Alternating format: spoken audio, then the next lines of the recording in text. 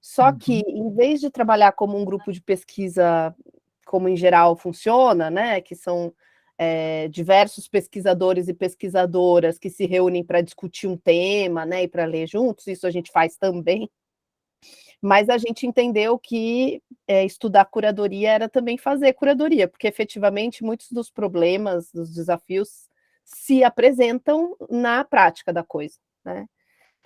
Então a gente tem essas duas faces, assim, a gente estuda curadoria, hoje estamos interessadas pelo digital em vários aspectos, né? Então, não só nas artes digitais, mas principalmente como o comportamento, oi Laura, como o comportamento digital aparece para nós, né? Como interfere no trabalho que a gente faz e na vida que a gente leva ultimamente, então tem uma questão aí que atravessa tudo que a gente faz hoje em dia, como a gente reage, né? E por outro lado, nós também estamos interessados e interessadas por muitas outras manifestações artísticas que, né, integram aí os nossos estudos sobre curadoria. Então, esse espaço aqui, né, que são seminários permanentes, é um espaço em que nós convidamos pessoas que nós gostaríamos muito de ouvir, né? Porque são figuras importantes do meio artístico hoje, que estão dando a sua contribuição, e que hoje estão também né, com uma interface com o digital, de alguma maneira, né?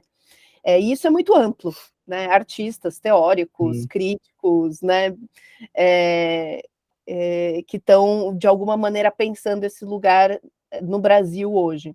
A gente também, às vezes, tem convidados internacionais, mas nós estamos mais interessados na questão brasileira nesse momento, porque ela tem muitas especificidades, dadas as nossas atuais configurações, né, sociopolíticas. Sim. Então, é um pouco isso, Tônio e Flávio, o que a gente faz. Os nossos trabalhos, os pesquisadores e as pesquisadoras têm bolsa, então tudo que a gente faz é gratuito, aberto para todo mundo, não só para a comunidade universitária, né? E esperamos, daqui a um tempo, poder também traduzir isso que a gente faz em livros e outros espaços.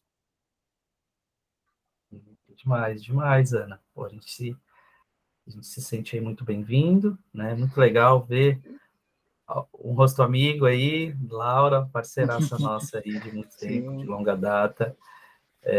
Fã, muito fã. Sabe que é recíproco. E a gente, o Coletivo Coletores a gente tem feito muito ao longo da nossa jornada aí, são 14 anos de atividade. E ao longo dessa jornada a gente tem feito interface com diferentes territórios, diferentes agentes, diferentes espaços, diferentes públicos, diferentes organizações humanas, né? E então a gente fica feliz em poder, de alguma forma, poder trocar aqui com vocês, né? Fazer essa construção e tentar sair diferente, né? Da maneira que a gente está entrando, né? Cada encontro a gente busca, né, sair um pouquinho melhor do que quando a gente entrou, né? Então a gente está aqui para falar, mas também estamos bastante preparados e interessados em ouvir o que vocês também têm praticado e desenvolvido aqui a nível tanto do grupo de pesquisa, como de repente o quanto isso já tem reverberado fora, né, da academia. A gente tem esse interesse com a academia também, tanto eu quanto o Flávio, né, a gente fez graduação, fez especialização, eu ainda fui mais um pouquinho adiante, fiz o mestrado, então a gente entende essa importância de poder também ocupar esses lugares, dialogar com esses lugares, e obviamente a gente tenta trazer a nossa identidade também, né? Não só ir ali e nesses ditos espaços abençoados, né? Da luz, né? Para dar luz aos alumnos, né? Mas a gente também busca também borrar essas fronteiras e trazer outras questões, outras narrativas, outras possibilidades da produção de conhecimento, e assim como uma produção de conhecimento compartilhada, que eu acho que é isso que vocês já estão desenvolvendo aqui, uma ideia de uma pesquisação, né? Enquanto você pesquisa, você produz junto, E isso vai acontecendo no espaço. E essa lógica de produção é algo que nos interessa bastante. E aí queria entender também como é a dinâmica, se a gente já começa trocando, se a gente aguarda o pessoal para chegar, a gente já se apresenta, tal, como que Podem funciona ficar à essa... vontade, Tony, Flávio, podem Tá começar, legal. porque como a gente está gravando, depois a gente Uhum. disponibiliza, não tem problema nenhum. Fiquem à vontade. E na verdade o pessoal tá chegando, mas tá tudo certo. E aí a ideia, a gente tá estudando esse formato, porque a gente transmitia diretamente no YouTube. E aí a gente tinha muitos problemas de transmissão, as coisas caíam. E aí, como a gente é um grupo de pesquisa também, muitas vezes eram poucas pessoas que podiam estar na transmissão conversando. Então a gente testou esse formato do Google Meets, que é uma sala de conversa mesmo. E, e aí a gente, enfim, tá vendo o que se rola e como acontece. E depois a gente vai disponibilizar, obviamente, a conversa no YouTube para, enfim, para todos. E, bom, muito obrigada por estarem aqui. Legal. Então, acho que o Flávio pode ir começando aí apresentando a Podemos. gente. É só uma coisa, Tá eu estou legal. liberado para apresentar coisas ou a gente precisa de uma autorização específica? Eu acho que você está liberado. Tá, então tá bom. E aí, daqui a pouco a gente vai mostrar algumas coisas. E é isso, pelo que eu entendi, são 40 minutos aproximados para a gente fazer essa abertura. E a gente tem 20 minutos aí de troca, talvez podendo expandir um pouquinho mais. Seria isso? Isso. Então tá bom. Tá legal. Bom, então, boa noite.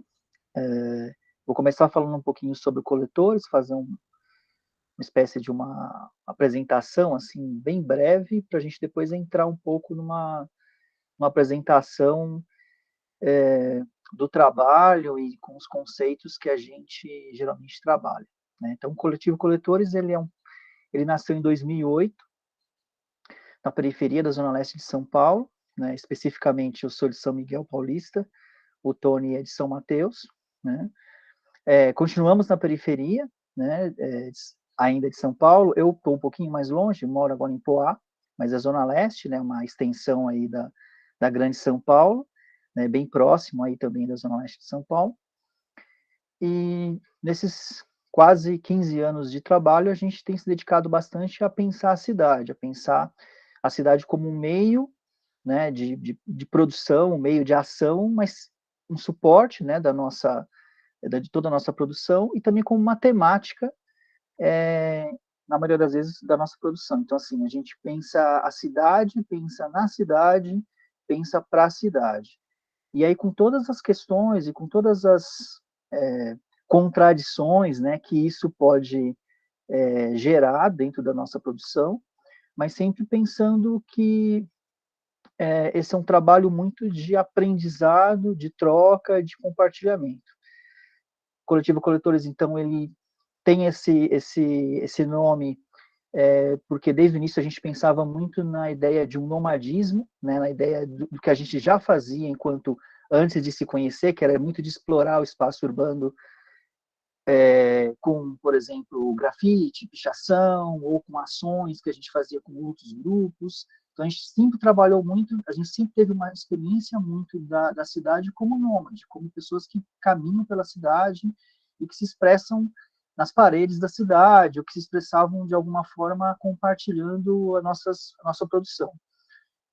Inicialmente, então, essa ideia do nômade gera esse nome para a gente, que é o Coletores, que é justamente a ação dos nômades, né? Então, os povos nômades, isso nos atraiu bastante, porque os povos nômades, eles, na sua atividade nômade, eles eram coletores, né? Ou seja, eles coletavam aquilo que precisavam para sobreviver e continuar percorrendo. Então, a ideia vem um pouco dessa ação, né? Em vez de pensar na ideia de nômades, a gente pensa na ação dos nômades, que era justamente essa ação de coleta.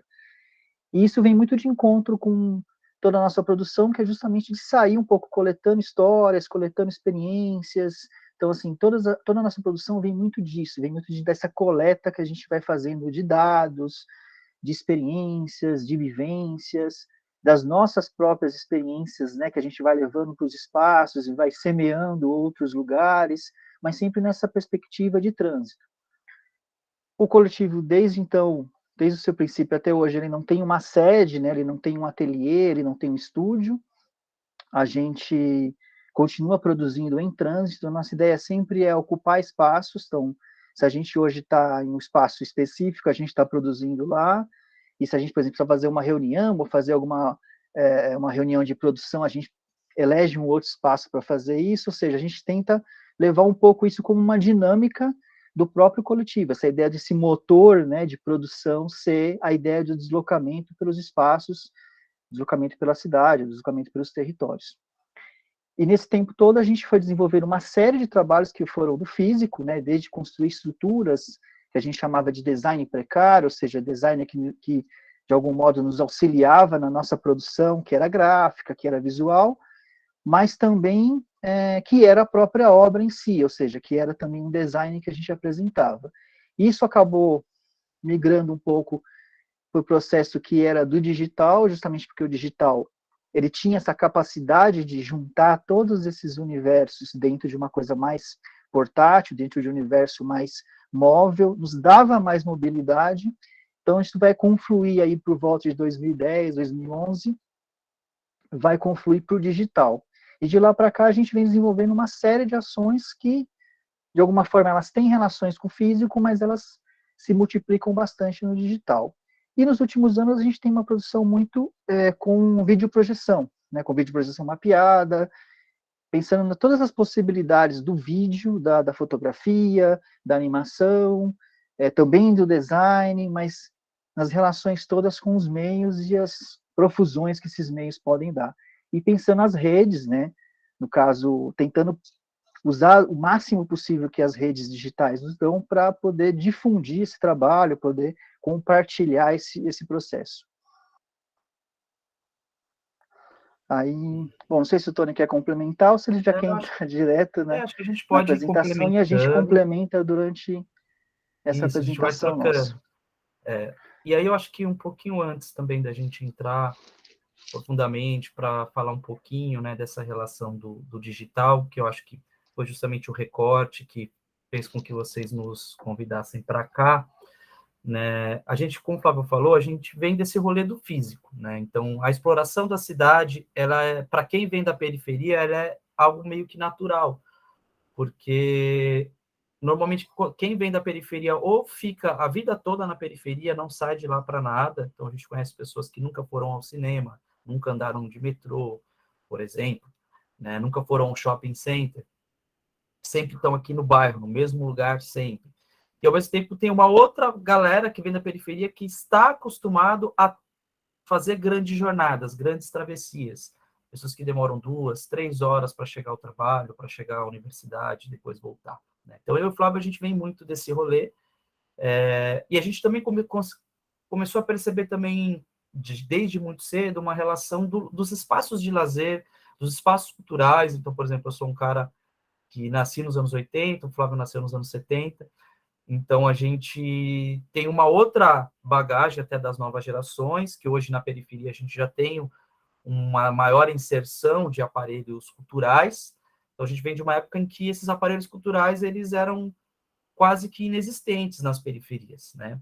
Então isso fazia com que quem vinha da periferia, toda a sua produção cultural, ela nascesse meio de uma forma insurgente, né? Então você pensar as rodas de hip hop ou as rodas de samba, você pensar o skate, o rolê do sound system, o rolê punk, todas essas comunidades, né, urbanas, elas vão nascer dessa movimentação de uma autoconstrução, que ela é uma autoconstrução cultural, né? Que ela também vai se refletir na questão da moradia, visto que no Brasil 80% das moradias são autoconstruídas, elas não têm um aval ou um projeto de um arquiteto, né? Então, isso diz muito sobre a maneira com a qual a gente começou a produzir e explorar a cidade. Então, quando você, desde muito cedo, transita pela cidade, você, de certa maneira, se sente parte daquilo. Só que quem está acostumado a explorar a cidade vindo da periferia, esses corpos pretos, né? Corpos tatuados, corpos gordos, corpos trans, todos esses tipos de corpos que são continuamente marginalizados, essa exploração da cidade, ela acaba sendo, muitas vezes, uma experiência a partir da violência, não a partir, né, digamos assim, de uma acomodação ou, digamos assim, de uma aceitação. Então, normalmente, essas manifestações, esses corpos, essas comunidades, elas acabam se tornando, né, sendo marginalizadas por essas hegemonias culturais, e dali nascem esses embates, que são, muitas vezes, podem ser embates estéticos, outros embates físicos, né, embates da lei, embates de linguagem e tudo mais, né. E aí o que acontece é que eu e o Flávio, a gente vem dessa bagagem, né, então, de explorar a cidade pelo picho, né, a relação do picho, do lambe, é uma relação muito do ódio à cidade, de você ter raiva aos muros, às grades, né, e dali você ressignifica isso através da sua identidade sendo pontuada ali, né? Ou a identidade do seu grupo, da sua posse, da sua crew, né? E quando eu e o Flávio, a gente vai fazer a universidade, a gente tem contato, né, com a arte contemporânea, a gente percebe o quanto que aquilo está distante das periferias, né? Então, isso é uma questão que ela é muito forte para a gente, porque a gente vê que hoje a gente tem uma nova tendência de uma arte preta, de uma arte indígena ser acolhida pelo mercado, né? Mas a gente ainda sabe que para cada artista que é acolhido, a gente tem 1000 que não são vistos, né? São invisibilizados, né? E então são questões que a gente tem para trabalhar para o futuro. Esperamos que a gente tenha tempo de trabalhar isso no futuro, visto que o circuito de arte ele é muito volátil, então pode ser que daqui a 6 meses a moda seja a arte branca, a clássica, a pintura branca, e se passou uma régua em toda essa nova cena que está acontecendo. Então, eu e o Flávio, a gente tinha esse olhar da arte contemporânea como algo muito distante da periferia, e ao mesmo tempo a periferia distante, né, desse olhar para a arte contemporânea. Então, o que a gente começou a fazer dentro da universidade foi criar movimentos, né, de produção que fizesse, digamos assim, a gente começou a procurar referenciais artísticos que fizessem muito essa conexão entre o urbano, entre o ateliê do artista, entre o laboratório do artista, entre a cidade. E aí a gente foi criando e se conectando com diferentes artistas, desde o Banksy, por exemplo, ou, por exemplo, o Tom Sachs, dos Estados Unidos, norte-americano, que tem um trabalho muito interessante com, digamos assim, apropriação, um artista que a gente gosta bastante. O Matthew Barney, que é um cara que já vai para uma questão mais louca da arte contemporânea, uma coisa meio tecnologia, meio teatro, tal. E a gente também começou a perceber que a arte contemporânea, naquele período ali, mais ou menos de 2008, 2010, ela ainda estava focada em caixinhas, né? Então, você tinha a exposição de arte contemporânea que tinha mais focado em instalações, pintura contemporânea, o file com arte digital. Então, era uma coisa meio blocada. E eu e o Flávio, a gente já pirava numa coisa que tem um termo alemão que chama Gesamte Kunstwerk, quer dizer, obra de arte total, que era muito utilizado pelo Wagner, e que era a ideia de uma produção artística que ela desse conta de ser arquitetura, de ser música, de ser teatro, de ser dança, de ser corpo, de ser figurino, né? E eu e o Flávio, a gente pensava muito uma produção artística que fizesse isso. E a gente estar na cidade e intervindo na cidade era justamente uma forma de criar uma obra que fizesse interface a tudo isso que estava acontecendo, porque a cidade ela é viva, ela é som, ela é figurino, ela é as pessoas em movimento. Então, tudo isso fazia parte do nosso trabalho. Então, a gente intervia na cidade como fazer uma interface para criar essa obra de arte total, né?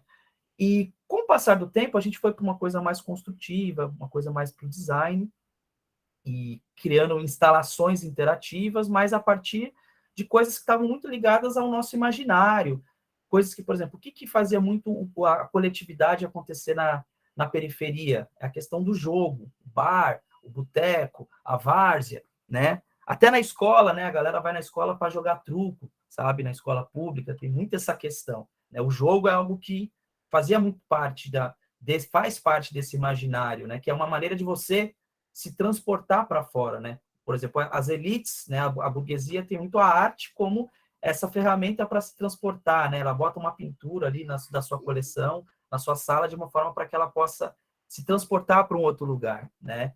Na periferia é o jogo, né? O jogo é um elemento muito importante. E a gente fazia muito essa relação também da arte com o jogo, né? O fliperama, o pinball, a várzea. Então, a gente começou a trazer esses elementos para uma produção nossa.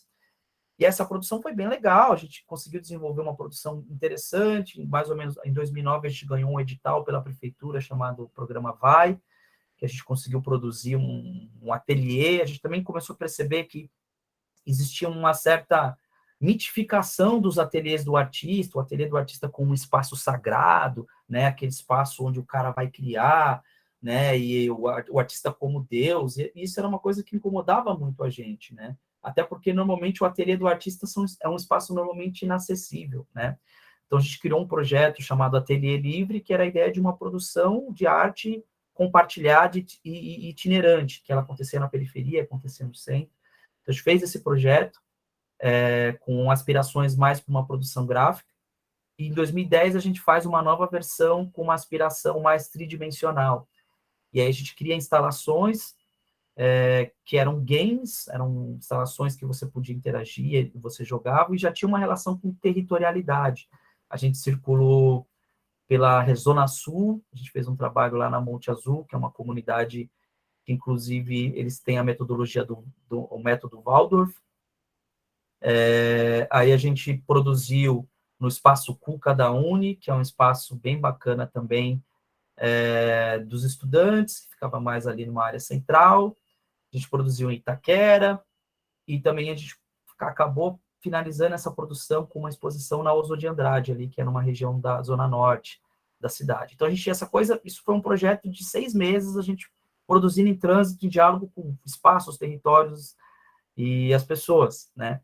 E o que é interessante da gente falar essa produção é porque ela era uma produção que ela tinha uma potência grande, a gente acabou até conseguindo, em 2011, levar essa produção para o FILE, que era, na época, ali a exposição de arte e tecnologia referência na América Latina. E esse trabalho, ele entrou inicialmente para participar de uma exposição anexo, que chamava File Pi, que é Paulista Avenida Interativa, do qual a exposição oficial File tinha uma duração de 2 meses, e essa File Pi tinha uma duração de 3 semanas. Mas aí, devido à repercussão do trabalho que a gente apresentou, que foi um pinball de madeira, e ali foi uma desmistificação dessa relação do digital, a gente mandou o trabalho como uma provocação, e eles aceitaram, já que era um festival de linguagem eletrônica, né, e digital, e a gente levou uma obra que ela era totalmente manual, né, totalmente low-tech. E essa obra ela acabou repercutindo muito bem dentro da exposição. Na época, existia uma pesquisadora / curadora de arte digital chamada Regine Debarty. Ela tinha um blog chamado We Make Money, Not Art, que era um blog muito famoso, assim, que pesquisava arte e tecnologia. Então, até para vocês que estão pesquisando esse nicho aí, há 15 anos atrás, esse blog era o que tinha de mais importante, né? E essa moça, ela veio para o Brasil para fazer uma cobertura no File. Na época, ela queria levar o nosso trabalho para o Ars Eletrônica, que é até hoje, a maior referência de arte e tecnologia do mundo. Só que é isso, nós éramos 2 caras de periferia, eu e o Flávio, até esse momento, para sobreviver naquela época, tínhamos que conciliar nossa carreira de artista com a carreira de professor. Eu e o Flávio, a gente fez artes visuais, uma licenciatura. Eu trabalhei 5 anos como professor na escola pública, o Flávio trabalhou 10 anos como professor. Passado isso, eu fui convidado para dar aula no ensino superior, por conta da pós-graduação que a gente fez uma especialização em design pela FAU, na USP, depois eu fiz um mestrado na ECA USP, em Ciência da Informação, e aí eu acabei sendo convidado para dar aula no ensino superior, e trabalhei mais 5 anos no ensino superior. Basicamente, eu e o Flávio, os 10 primeiros anos do Coletores era conciliar a carreira do Coletores com a carreira também de professor. Então, nesse período que a gente recebeu o convite para levar o trabalho para a Europa, a gente ali entendeu o distanciamento que era de você não ter um padrinho, o distanciamento de você não ter um curador, alguém que te representasse e que pudesse investir no seu trabalho para que ele pudesse, de alguma maneira, alcançar outros lugares. E, obviamente, a gente entende esse lado que a arte também é dinheiro, também é mercado, e então a gente não vai ser inocente disso, mas a gente percebia que o trabalho ele tinha um potencial artístico, um potencial financeiro, vamos dizer assim, mas ainda não era a moda, não era o momento da arte periférica, não era o momento da arte preta, tá ligado? Então, a gente sentiu ali o baque, a gente falou, pô, a gente não tinha grana para levar o trabalho, né? E aí, no mesmo período, surgiu um festival em Portugal, chamado FONLAD, Festival Online de Artes Digitais, e nesse festival a gente mandou uma obra eletrônica, uma obra digital, que era um game, e a gente mandou isso online, né? E esse trabalho foi selecionado, e a gente participou da nossa primeira exposição internacional ali, com 3 anos de carreira, a gente já estava feliz pra caramba, e, obviamente, a gente não ganhou nada financeiramente, mas também não gastamos nada, e conseguimos borrar essa fronteira, que é a fronteira geográfica, por exemplo. Quando a gente teve esse olhar, a gente começou a perceber, então, que talvez o digital pudesse ser uma abertura para a gente poder produzir, justamente até porque a gente não, por não ter um ateliê, não ter um espaço físico, todas essas instalações, depois que elas foram produzidas, elas ficaram guardadas nas nossas casas, né? Eu colocava isso no meu quarto, então eu tinha uma cama, um armário e um monte de madeira de instalação que ficava lá. O Flávio, a mesma coisa. Na garagem da casa dele, ele não tinha grana para ter um carro e era um monte de madeira, um monte de refúgio de cidade. Então, a gente começou a perceber que talvez esse direcionamento para o digital era importante. Só que o que a gente percebia, e a gente percebe até hoje, é que ainda o rolê do mundo digital, ele é muito careta, ele é muito ensimesmado, é muito a linguagem pela linguagem, é muito a tecnologia pela tecnologia, a inovação pela inovação, né?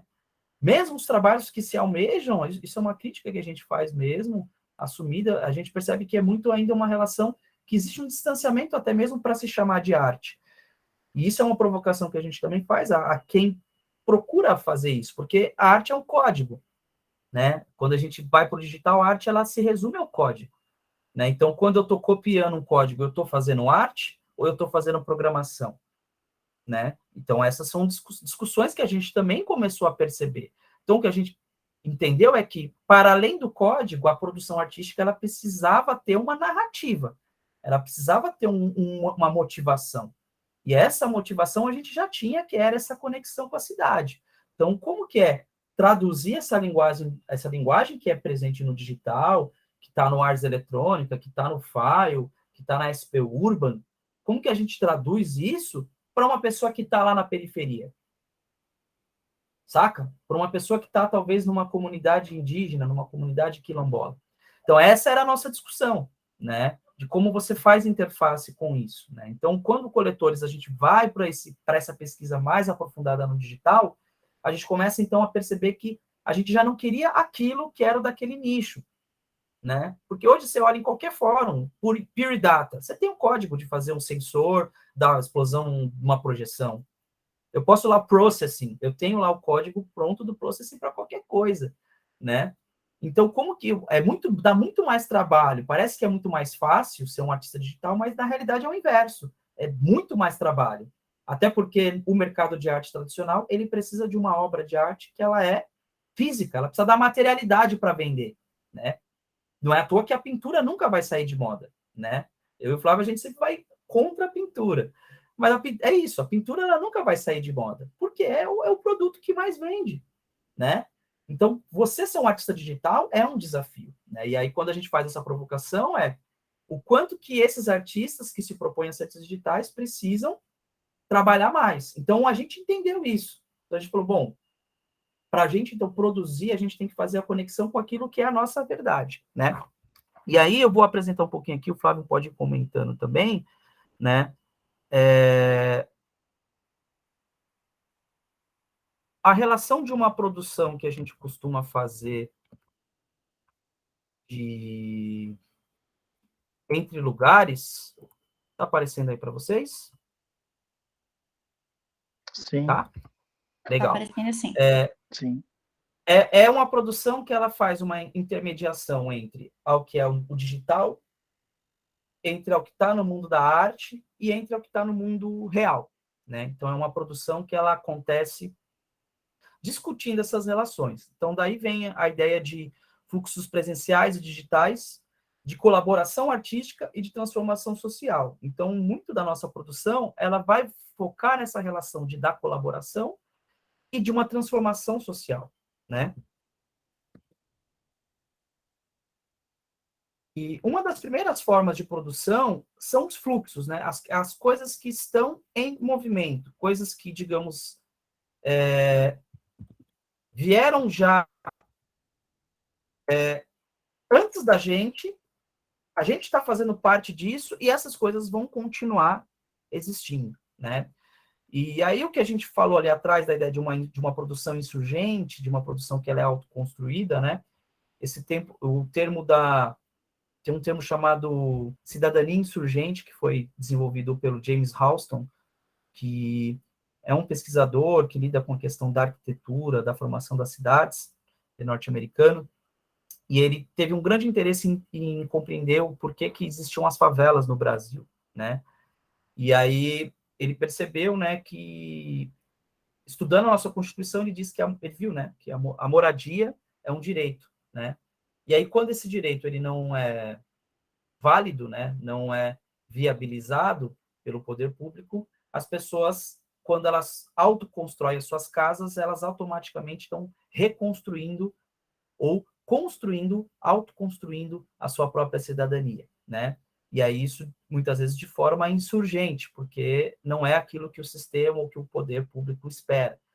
Então, ele vai trazer essa perspectiva para a questão da moradia, e o que a gente faz, e o que eu faço também na minha pesquisa de mestrado, é essa discussão de uma insurgência cultural, porque se as periferias elas não são só autoconstruídas na questão da moradia, ela é autoconstruída em toda a sua extensão, inclusive na cultura. Só que isso não é algo que começa comigo dando o nome de insurgência cultural. Essa forma de se manifestar, ela nos antecede. Então, ela vem desde os povos originários, passando pelos quilombos, pelos terreiros, pelos quintais, chegando às posses e crews, para chegar, hoje em dia, naquilo que a gente chama de coletivo cultural ou coletivo artístico, né?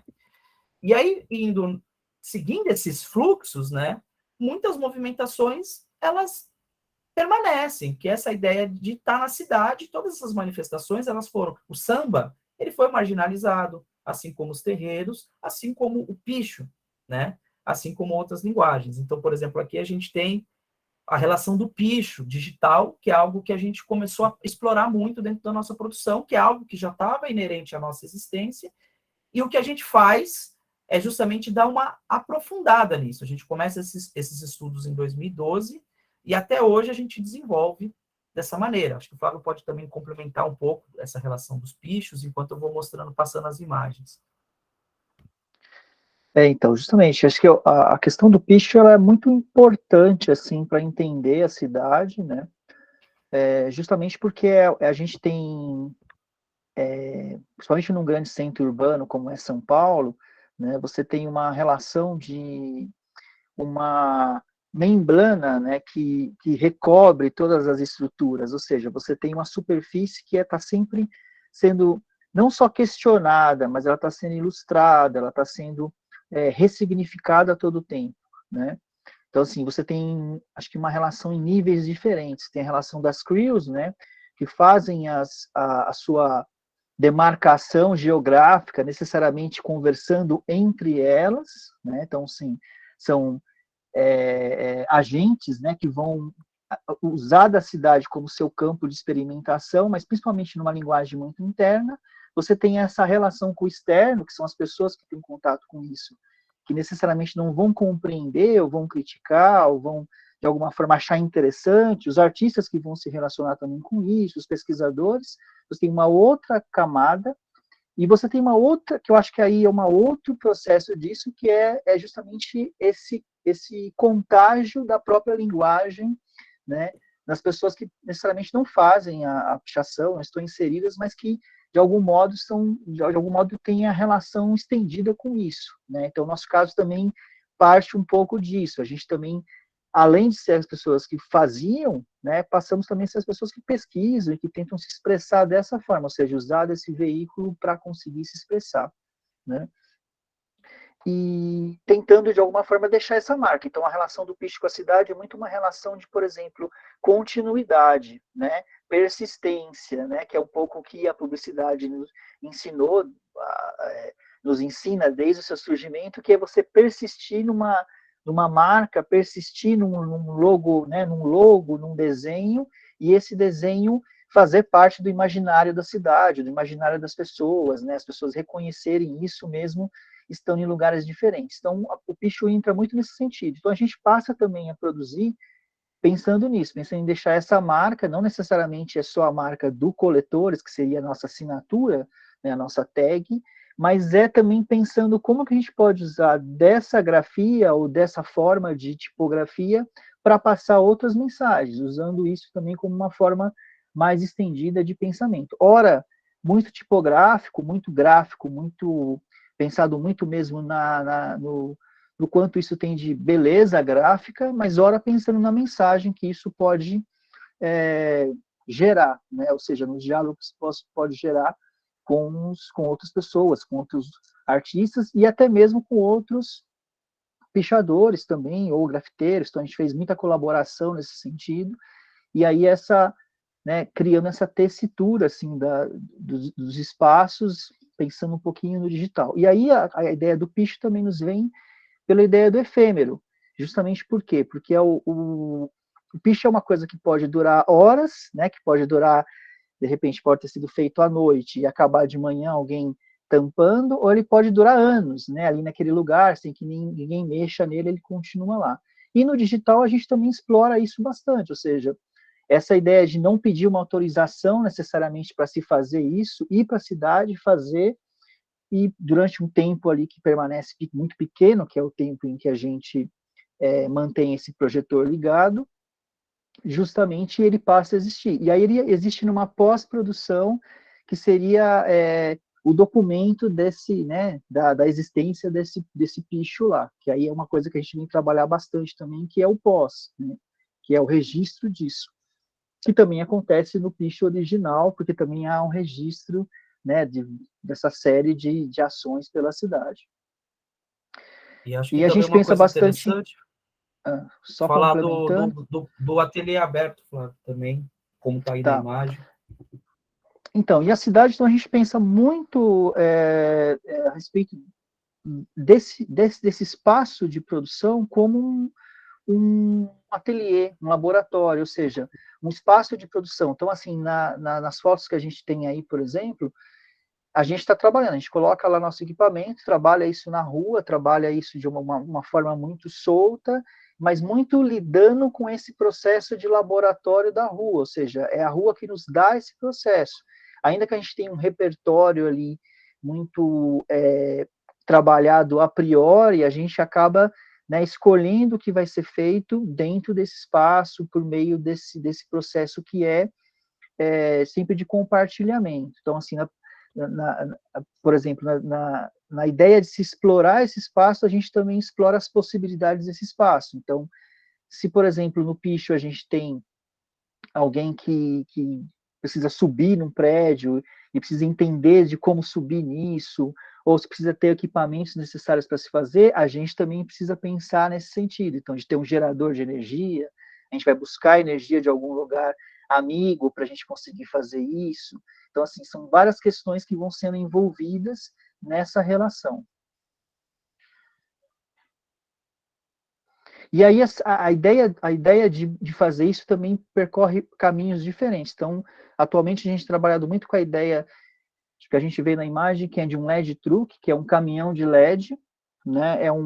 Especificamente foi o pensamento, né, de pensar a publicidade como ela caminha pela cidade, como ela consegue deixar a sua marca. Esses caminhões de LED geralmente são caminhões que não são usados muito em São Paulo, por conta da Lei Cidade Limpa, e são usados bastante no interior de São Paulo, em cidades, por exemplo, em outros estados, né? Então a gente se apropriou dessa linguagem, basicamente da publicidade, para fazer circular também a nossa linguagem. Então a gente vê, por exemplo, esse caminhão que a gente fez uma ação, algumas ações, essa é uma ação feita no CCJ, na Vila Nova Cachoeirinha, aonde a gente percorre faz todo um percurso ali pela Brasilândia, pela Vila Nova Cachoeirinha, por todo lugar ali essa região ali da Zona Norte, com esse caminhão onde a gente vai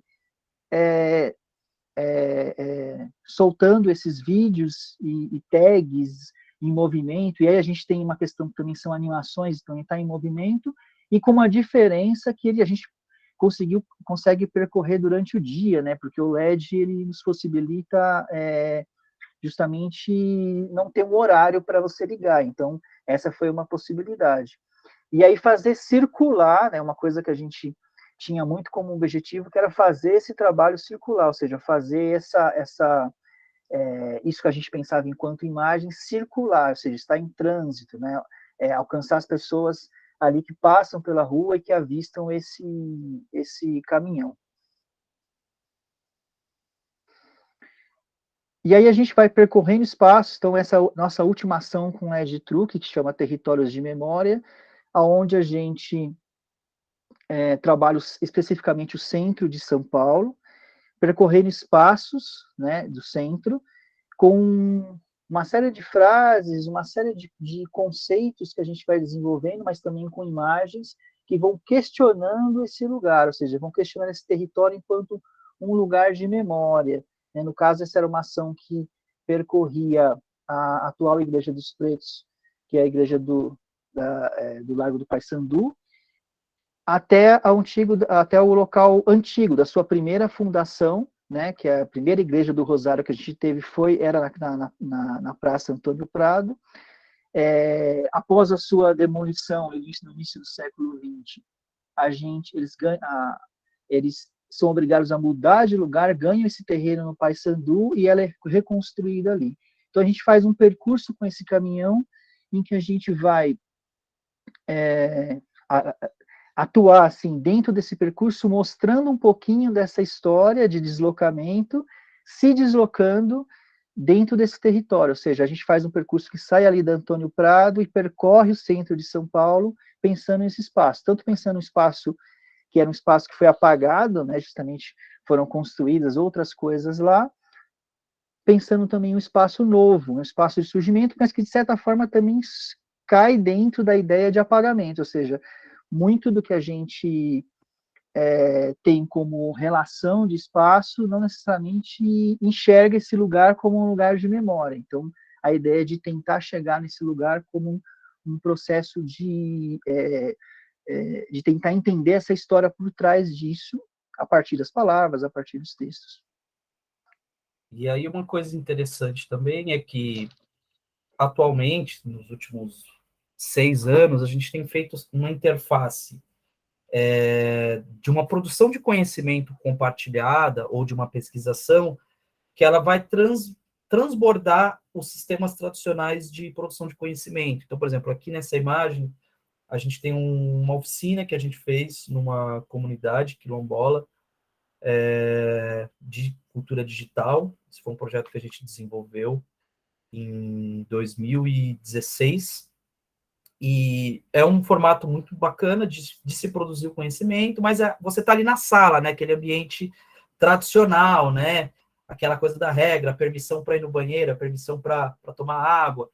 E a gente começou a estudar formas de produção do conhecimento que transbordam esses sistemas mais tradicionais, né? Então, a gente começou também, dentro da nossa produção, assim como esse projeto que o Flávio acabou de falar, que é o Territórios de Memória, a gente começou a perceber que o próprio trabalho em si, ele pode discutir e trazer uma discussão de produção de conhecimento, talvez muito mais expandida e muito mais objetiva do que talvez 1, 2 horas de palestra numa sala de aula, né? Você contar a história de um bairro a partir de um caminhão que está circulando e te mostrando, ó, aqui tinha uma igreja, aqui era uma referência preta e foi destruída para virar a bolsa de valores, saca? E aí o que a gente começa a perceber, então, é que além do trabalho que a gente tem, que é essa forma do picho digital, que é uma forma da guerrilha, né, uma forma de ir para os espaços e muitas vezes intervir sem permissão, sem autorização, tá em bando, tá de forma coletiva e tal, tem uma outra maneira que é uma pedagogia urbana, né, que é uma forma de produzir o conhecimento, de aprender dentro da própria cidade.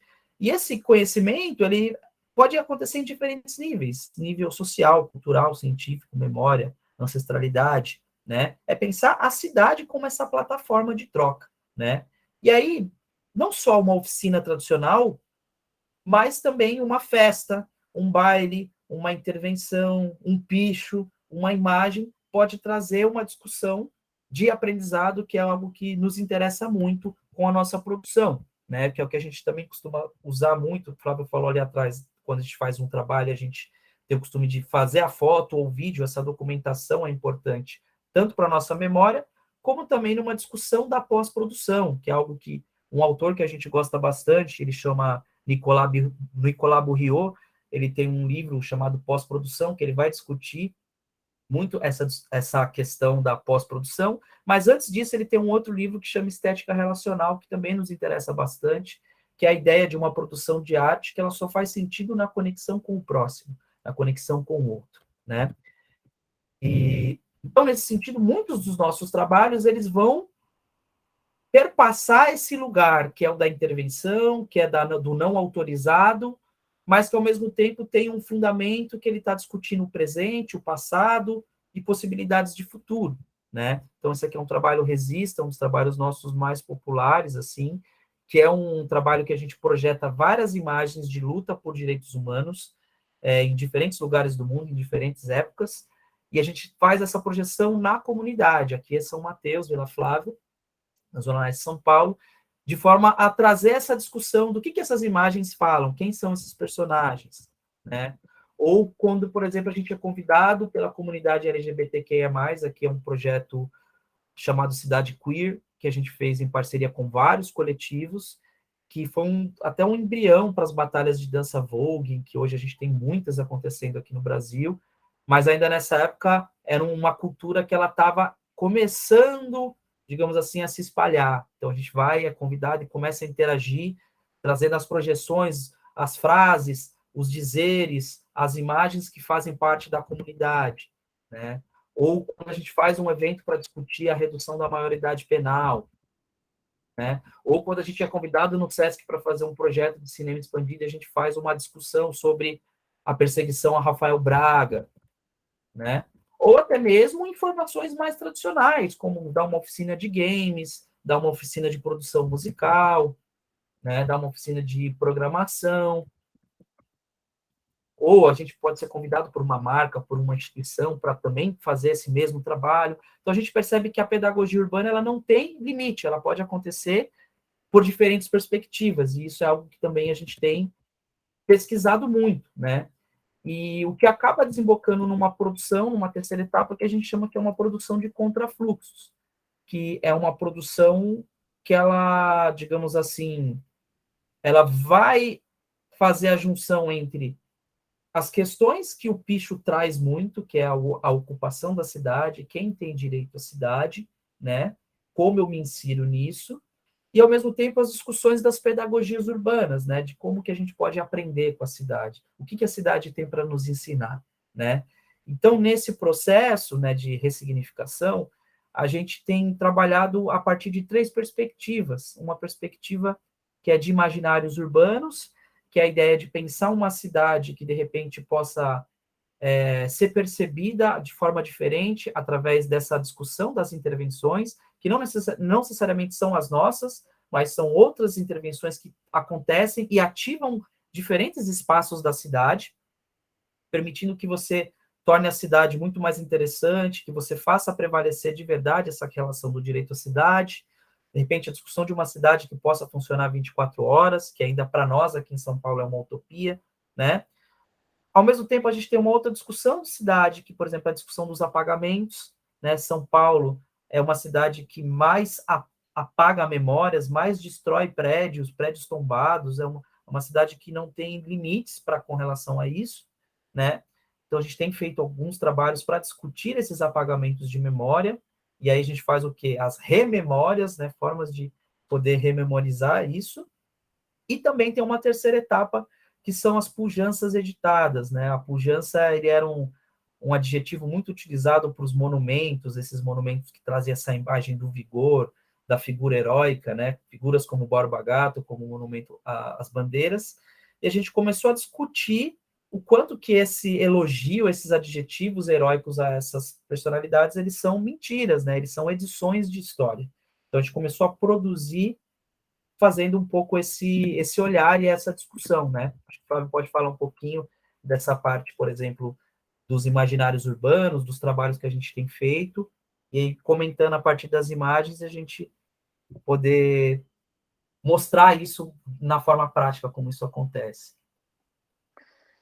Então, na ideia dos imaginários urbanos, acho que é muito interessante pensar nessas ações, né, como processos, né, de exploração da cidade, e os espaços como nos dando uma série de referenciais para essas ações. Então, por exemplo, aí a igreja do Rosário dos Homens Pretos, né, diferentemente daquela que a gente mostrou do Paissandu, ela é uma das únicas que se mantém no seu mesmo local de criação, ou seja, de fundação, né, ela não foi removida, ela passa por um processo no início do século XX, em que ela também é ameaçada de remoção, porque isso aconteceu em diversos lugares, praticamente na cidade toda, mas há uma resistência muito grande para manter ela aí, e ela se mantém. Então, ela é muito, hoje em dia, até hoje, ela é muito esse símbolo de resistência,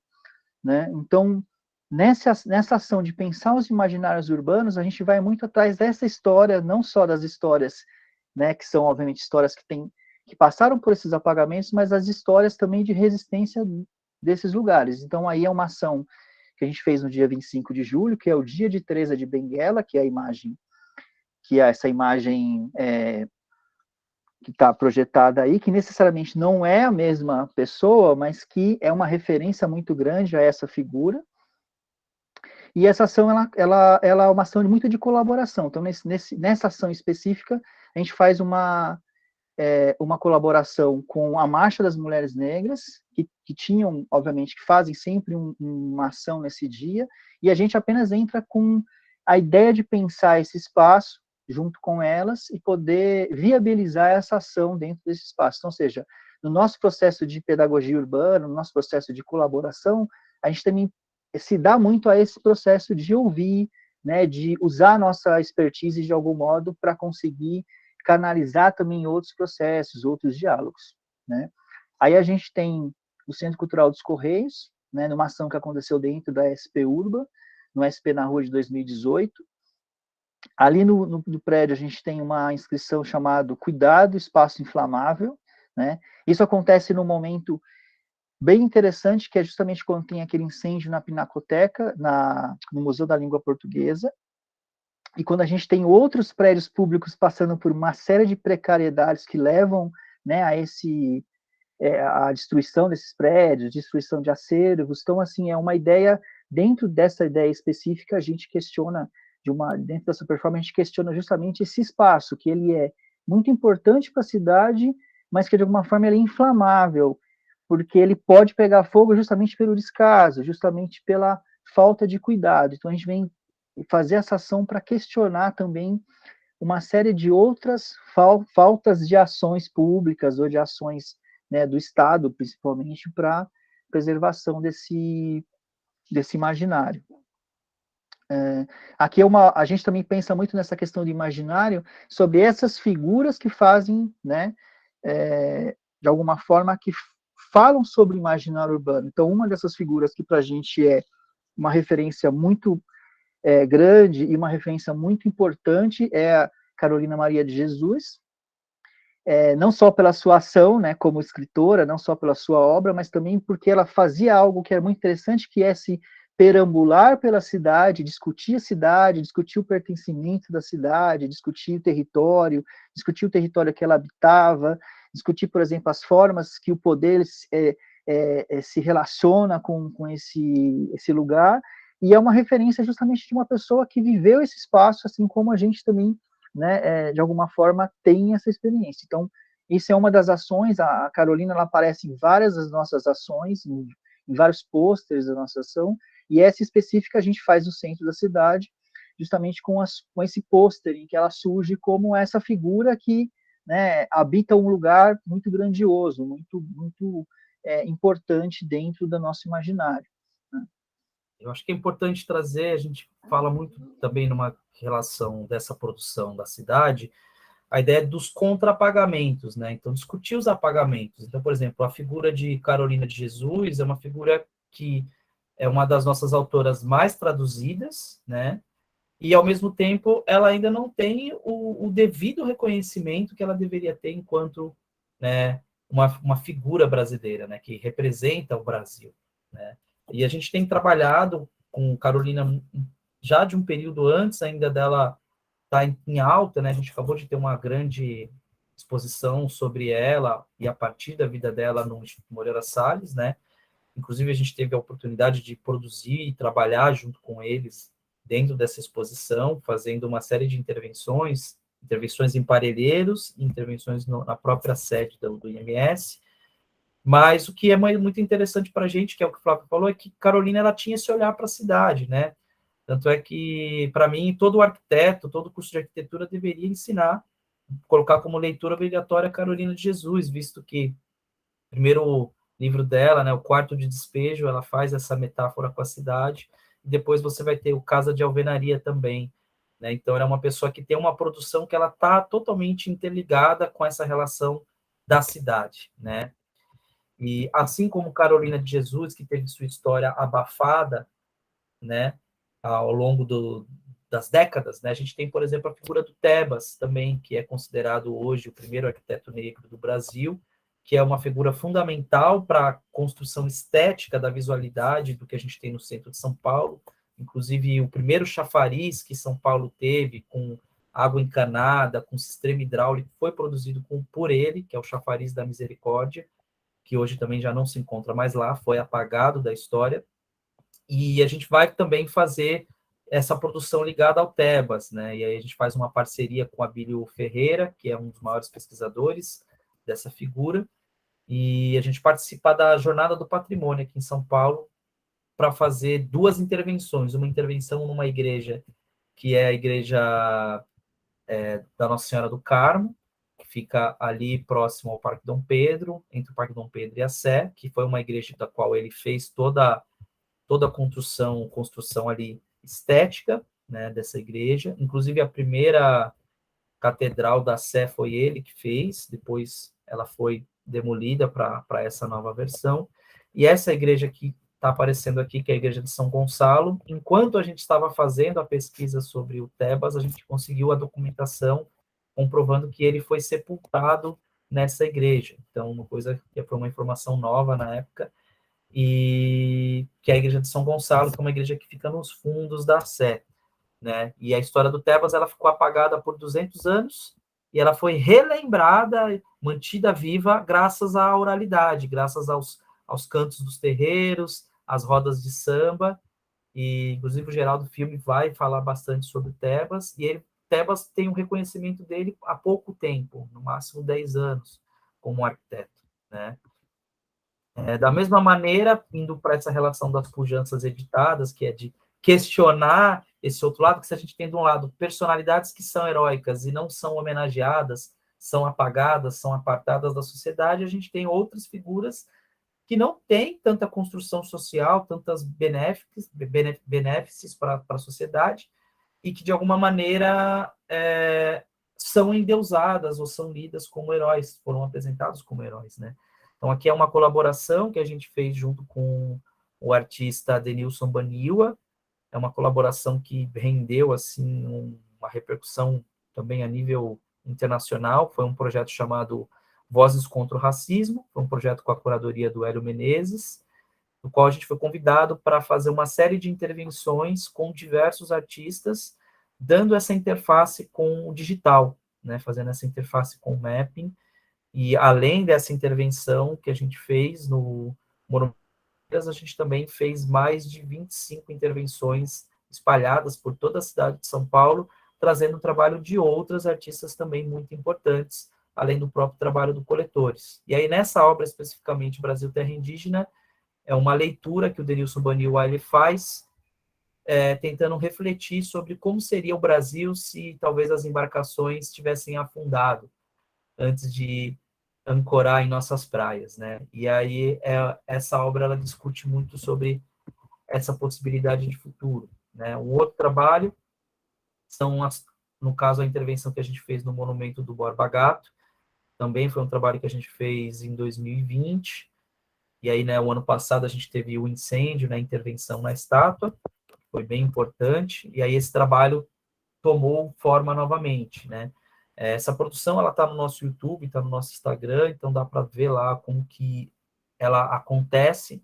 Mas basicamente o que a gente procura nesse trabalho é usar a projeção para mostrar realmente o verdadeiro valor, a verdadeira interface, que é a gente endeusar uma figura como essa, quais são as consequências dela para a sociedade. Né? Então, a gente vai projetando no corpo, na estrutura, esses possíveis legados, que vão desde a tortura a pessoas negras, indígenas, até mesmo os desaparecidos, a ditadura militar, ou até mesmo hoje a série de, digamos assim, de balas encontradas que a gente tem nas periferias. Afinal de contas, a gente não tem balas perdidas, né? Quando alguém dispara uma bala, ela tem o endereço, né? Então, essa é uma outra maneira que a gente tem envolvido. E, por último, mais ou menos importante agora, a gente tem iniciado uma nova pesquisa com projeção chamada Tecidos de Memória, e a gente faz essa metáfora entre tecidos urbanos, mapas, bandeiras e cartografias, ou seja, as diferentes camadas que pode ser o tecido figurado ou o tecido físico mesmo, enquanto objeto. E aí a gente tem feito uma pesquisa com diferentes tipos de grafismos, de grafias, de imagens, de iconografias que ocupam a cidade em diferentes formas, e a gente tem se apropriado disso e ressignificado em um novo trabalho, que são uma série de bandanas e de outros tecidos, né? Acho que o Flávio pode falar um pouquinho do trabalho.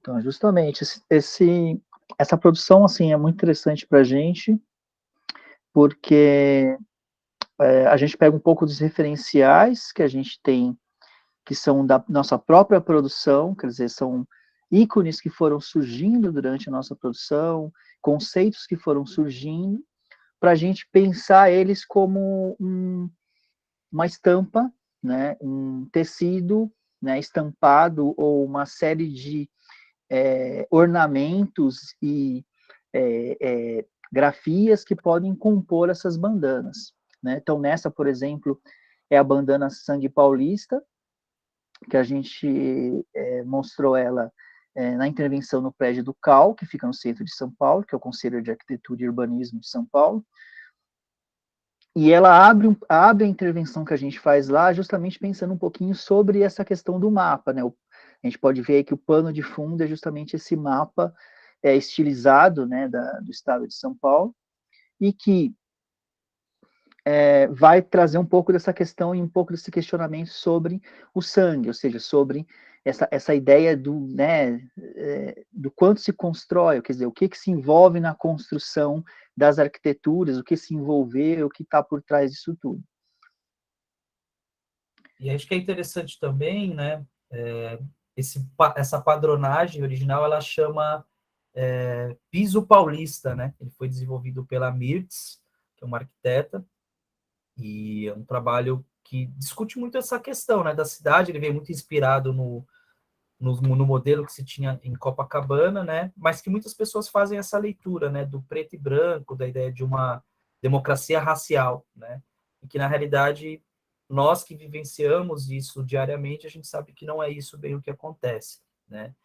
E aí o que a gente traz muito na construção das bandanas são, digamos assim, uma junção de ornamentos que fazem referência a esses povos, né, que vão desde povos latinos, povos da diáspora, povos que vêm da Europa. Então, a gente vai ter desde ornamento que vai fazer essas conexões à arquitetura europeia, romana, né, alemã, ou a questão mais mexicana, peruana, ou até mesmo questões mais orientais e asiáticas, né? Inclusive esses elementos mais centrais, né, que parecem folhas, né, são as lágrimas, que estão presentes desde as primeiras bandanas, né? E o que a gente também faz, motivou a gente a trabalhar com a questão do tecido, é que, por exemplo, em muitas partes do mundo, esse tecido, ele não é lido só como um tecido ou só como ornamento, ele é justamente uma marcação de uma identidade, de uma comunidade. Então, isso é uma pesquisa que a gente tem se interessado bastante, né? Essa aqui é uma mais recente, que a gente apresentou agora no último final de semana, pela Virada Cultural, e, né, que é a bandana desequilíbrios, né? Essas desproporções que a gente tem dessas violências hegemônicas, quer seja com povos originários ou povos da diáspora ou as periferias, e a gente traz essa fragilidade, né? Discute como que a gente pode parecer que está na mesma proporção, mas a gente sabe que é uma proporção muito mais pesada para quem está vindo de cima, né? Então, a gente tem feito muito esse estudo, esse é um estudo que ele acontece não só no mundo digital, né? Então, essas bandeironas vão, digamos assim, expandindo pela cidade, mas elas também são físicas, né? Então, a gente está organizando agora a nossa próxima exposição, ela é toda baseada nesse lugar da discussão das bandanas, né? Então, é uma coisa que é um grafismo, que isso também é uma discussão que a gente faz muito no digital, que é uma produção de conteúdo, que o digital ele precisa de um conteúdo para existir, assim como, né, nas redes sociais, né, todo mundo produz seu conteúdo, né? A produção digital ela necessita desse conteúdo, e esse conteúdo, normalmente, que a gente estava fazendo, ele ia para o digital, e ele retornava no digital como documentação. Então, agora a gente tem feito um outro caminho, ele está no físico, depois isso vai para o digital, vira intervenção, é fotografado, é tirado vídeo, depois isso também volta para uma exposição, né? Então, essa é uma pesquisa mais recente, é o que está em andamento, o que a gente tem desenvolvido, são essas pesquisas, não só ligadas à parte das bandanas, né? A gente também teve a oportunidade de fazer um aquecimento dessa produção dos tecidos, talvez olhando em foto não dê para perceber tanto, mas ele tem movimento, então quem olha de fora, você tem a sensação de que esse tecido, ele realmente está vivo no espaço, né? Então ele não é algo estático. E a gente fez uma colaboração ano passado com Alberto Pita, que é um artista baiano, referência na estamparia brasileira, uma pessoa que a maior parte dos blocos de carnaval afro que a gente tem na Bahia, é ele quem vai fazer os tecidos, os ornamentos, as estampas, e a gente teve a honra de colaborar com ele dentro de um projeto no Centro Cultural São Paulo, chamado Dia Seguinte, e foi um projeto que teve também uma repercussão bem interessante, por justamente fazer essa relação entre o tecido da cidade, esse tecido que é um tecido cultural, essa grafia que está na estampa, e de repente isso vira uma camada digital, né? E assim, tem muitas outras coisas que a gente gostaria de falar, mas a gente sabe que o tempo é curto, né? Mas basicamente a gente tem uma outra, além dessas produções que a gente fez esse recorte de intervenção com projeção, a gente tem uma produção com filmes, animação, uma produção gráfica, uma produção de fotografias, tem uma série de outras coisas que a gente desenvolve, né? Mas que aparecem em diferentes momentos, né? A gente acabou de dirigir uma série documental sobre a história dos 40 anos do Centro Cultural São Paulo, tem um filme que a gente dirigiu ano passado, discutindo o acervo de roupas do Teatro Municipal, a gente acabou de fazer uma curadoria de animação, com curta de animação que a gente também apresentou pela Casa Natura Musical. Então, tem muitas outras coisas que a gente gostaria de compartilhar aqui, mas eu acho que, de repente, como uma introdução a esses 14 anos de produção e a esse olhar para o digital, acho que pode ser mais interessante aí para vocês, e, de repente, daqui a gente pode ir seguindo, trocando ideia. Mas seria isso. Obrigado.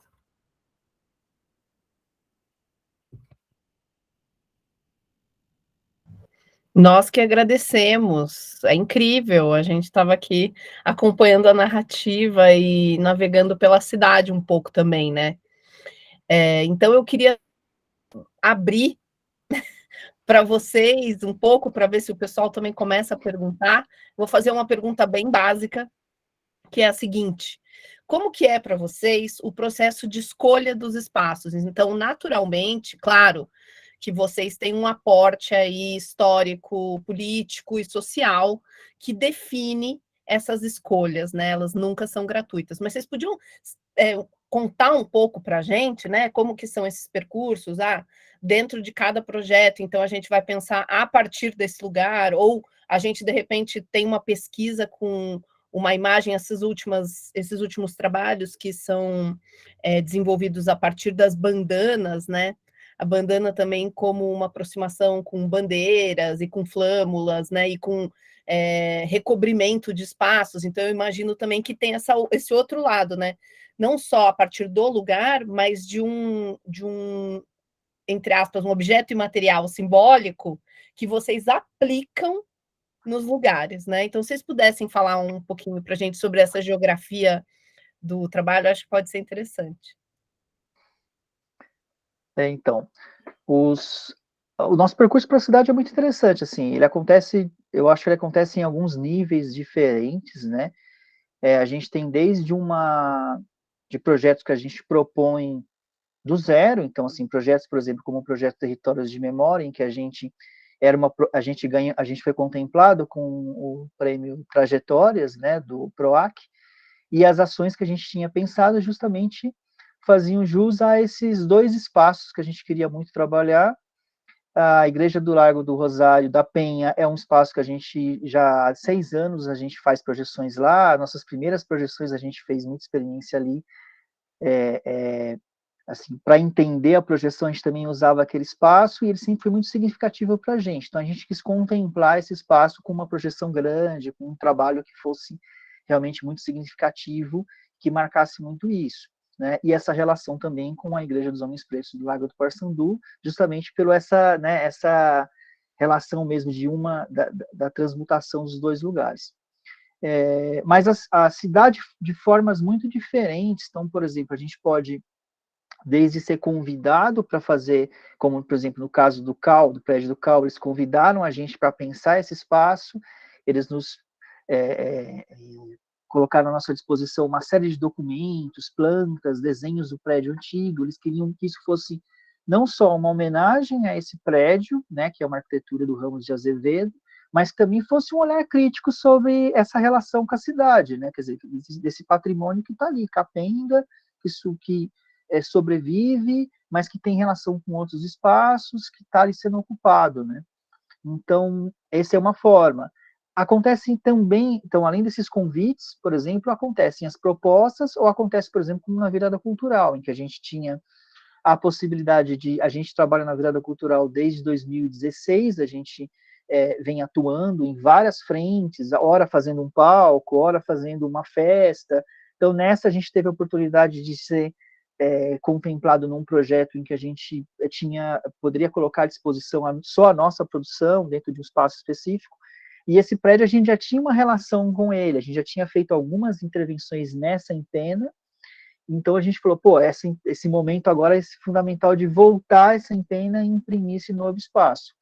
Então, assim, as relações com o espaço se dão muito dessa forma, ou são trajetórias em que a gente vai estabelecendo dentro da nossa própria poética, ou são esses convites, e aí a gente faz essa extensão do que a gente pensa para esses lugares, né? Ou são esses eventos em que a gente também pode pensar espaços que, de certa forma, a gente acha que são significativos, ou em algumas vezes também a gente tem liberdade de propor, a gente também propõe dentro desses eventos que a gente é convidado, também para fazer isso.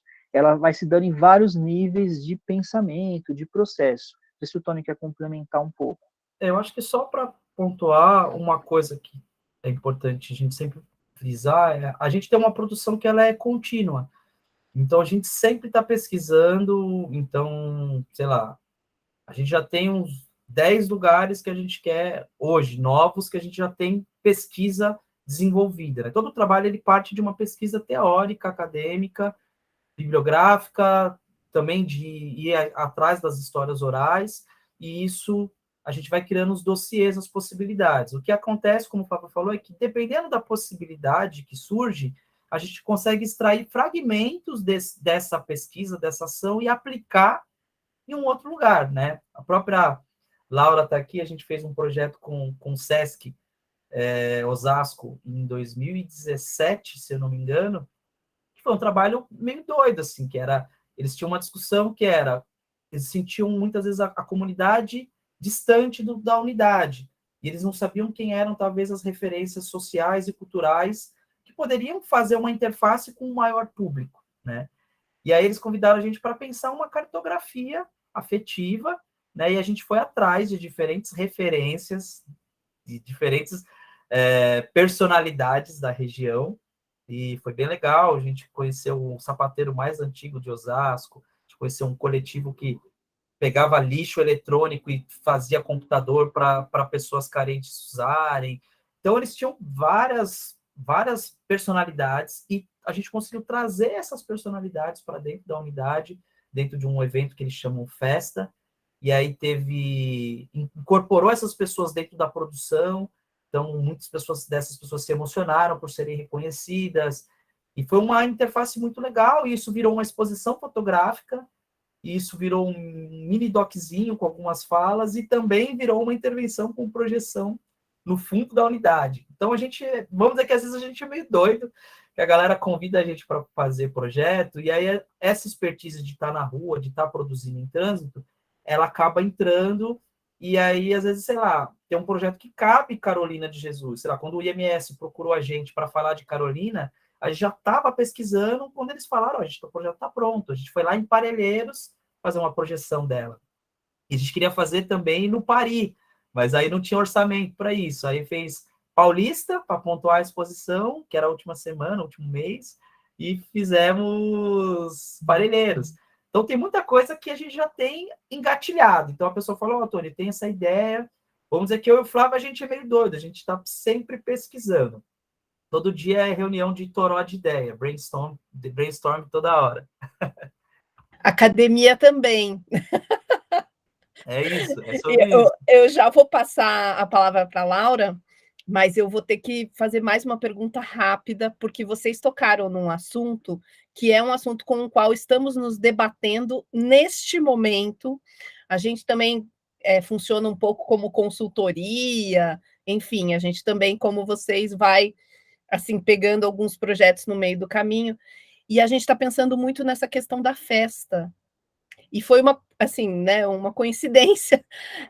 A gente chamou vocês por causa, principalmente, das intervenções digitais, né? E aí, de repente, vocês vieram com esse assunto que, para vocês, é um lugar teórico de operação também, né? Então, queria pedir para vocês falarem um pouquinho sobre isso, assim, como a festa pode ser um lugar pedagógico, né, Tiara?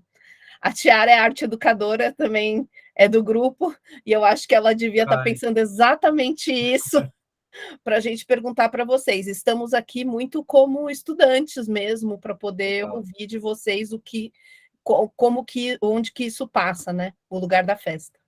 É bem interessante, porque quando eu mostro aquele primeiro slide na apresentação, quilombos, terreiros, quintais, cruz, né? Se você olhar, todos eles, o que eles têm em comum é justamente a ideia de uma união coletiva, né? Então, as pessoas se juntavam para dançar break, mas era uma roda de conhecimento, batalha de rima, uma batalha de conhecimento, né? Por exemplo, essa festa LGBTQIA+, que a gente produziu, né, nessa época a gente colabora com alguns dos coletivos até hoje, a plataforma Explode, que é o João Simões e o Cláudio Bueno, que são pessoas muito conhecidas na cena, como curadores, né, inclusive. Tem a festa Amém, que é uma festa do Felipe Couto, que é uma festa preta, LGBTQIA+, e que discute saúde, discute HIV. Então, na festa, antes do baile, tem oficinas, tem testagem gratuita de ST. Então, a festa, ela entra muito como esse lugar, é uma motivação para você estar junto, e é nessa afetividade você tem uma troca. A gente também colabora com um coletivo de skatistas aqui da Zona Leste, que é a Love CT Skate. Tem uma galera que se reúne a partir do skate, mas o skate ele é uma desculpa para você discutir cidadania, para você discutir pertencimento e outras formações. Então, no caso do Coletores, muitas vezes a gente entra num evento quer seja com conteúdo, o conteúdo a ser projetado, ele já está implícito ali, essa discussão, que ele é estético, ele tem um quê de entretenimento, mas ele está trazendo uma imagem. Se eu trago uma imagem dos Panteras Negras ali, eu estou trazendo uma significância ali, né? Se eu trago uma imagem de Teresa de Benguela, se eu trago Marielle, né? A gente está trazendo essas camadas. Mas, ao mesmo tempo, a gente já entrou no lugar da festa como essa prévia, né? De uma festa que antes você tem uma roda de conversa, que você tem uma ativação. O próprio rolê do CAL foi isso agora, né? Do Conselho de Arquitetura e Urbanismo. Eles fizeram uma reinauguração, uma nova sede, teve uma fala formal, né? E depois a gente fez a nossa projeção, que era uma projeção que ela discutia essa relação de uma cidade que é construída a partir do sangue e da exploração do trabalho de pessoas desfavorecidas, de pessoas desassistidas, mas que, dentro das suas contradições, possui, né, as suas resistências, as suas belezas e tudo mais. Então, ao mesmo tempo que a gente estava projetando lá e vinha uma imagem, sei lá, da arquitetura do Centro Cultural São Paulo, aparecia também uma imagem do Sítio da Ressaca, aparecia também uma imagem da Igreja do Rosário. E uma das coisas que a gente gosta muito de trabalhar é a construção de um banco de imagens. Então, muitas das coisas que a gente já trabalhou no passado, elas ficam guardadas. Então, dependendo do momento, esses conteúdos eles vão e retornam, é como um repertório. Então, a gente enxerga muito esse lugar da festa como um lugar talvez mais sagrado do que o do ateliê, o que muitos artistas da arte contemporânea, né, colocam ali o espaço do ateliê, com, não, aqui é o espaço onde as coisas acontecem. A gente acredita que é no espaço da festa, porque é no encontro. É ali que você vai ver as pessoas. A gente acabou de fazer a virada cultural, e em uma noite eu encontrei com, sei lá, 20 artistas que conheciam o nosso trabalho, eram fãs ou eram amigos, e que a gente nunca tinha se visto, só se via pela internet, e a gente teve a oportunidade de se cruzar, né? E ali a gente estava com esse trabalho da bandana projetado. Então, essa discussão para a gente nos interessa bastante. E, por exemplo, se eu vou lá na frente do Teatro Municipal e coloco lá espaço de luta, é porque ali é esse espaço. Quando você vai ter a caminhada do Fora Bolsonaro, ela vai finalizar ali. Quando você tem a caminhada do 20 de novembro, ela vai finalizar ali. A caminhada do 25 de julho, ela finaliza ali. Então, é meio festa, é meio baile, mas também é esse espaço, né, de bololô, né, um espaço de troca. Laura, você tem uma pergunta? Eu tenho, eu super queria também, estava anotadinho aqui que eu queria saber mais sobre a festa, sobre essa ideia de festa como forma de aprendizado, me interessou muito também. Não, eu não sei se é uma pergunta, na verdade é mais um comentário, porque como eu achei muito incrível, enfim, a apresentação, eu já sou super fã, né? Quando eu soube que eles vinham aqui, eu falei, vamos. E pelo fato de ter trabalhado, assim, só de ver a pesquisa, a gente já vê a apresentação e ver o que eles fazem, a gente já deduz tudo isso, mas eu achei muito interessante deles terem falado nessa ideia de pesquisação, né? De que todos os trabalhos nascem de uma pesquisa, e essa pesquisa, e a forma como os dois transitam entre a pesquisa acadêmica, né? E a pesquisa que é essa que é a cidade, né, o aprendizado com a própria cidade. E assim, tendo a oportunidade de trabalhar com eles nessa ocasião aí, né, que a gente fez esse trabalho que foi muito incrível, isso ficou muito, esse método para mim ficou muito presente, né, então agora eles nomeando, né, e explicando direitinho, porque me impressionou bastante a gente aqui, né, eu trabalho no Espaço de Tecnologias e Artes do SESC Osasco, que é um espaço que lida, né, com essas intersecções entre tecnologias e artes, e a gente recebe artistas educadores, né, que trabalham também nesse universo da tecnologia, e isso para mim também é uma questão, o quanto a arte digital, sempre foi, né, ainda é muito esse lugar do testar a técnica, da técnica falando sobre ela mesma e de você, isso para mim sempre foi uma coisa que me afastou desse universo, por mais que agora eu tenha mais interesse nele, mas é sempre o que eu fico tentando encontrar. E para mim a referência de quem não faz isso são os dois. Eu estava até comentando com a Ana, falando, toda vez que eu tenho que dar um exemplo de gente que está, assim, que trabalha com tecnologia, sem que isso seja a técnica, né? Porque a tecnologia, a gente pode falar de tecnologia, pode ser tecnologia social, tecnologia, enfim, aqui mesmo no nosso espaço a gente trabalha com, por exemplo, costura, para nós a gente chama de tecnologia, marcenaria a gente chama de tecnologia, mas essa ideia da técnica, né, e do fazer digital como isso que vem primeiro. E acho que isso me impressionou muito, porque a gente fez a gente fez mais de uma, né, teve uma intervenção que a gente fez na estação de metrô, de trem, aliás, aqui de Osasco, e era tudo muito tranquilo, assim, então não tinha muita exigência técnica, e que isso é muito diferente, acho que tem tudo a ver com uma vivência de quem consegue conjugar o fato de ter trabalhado na precariedade,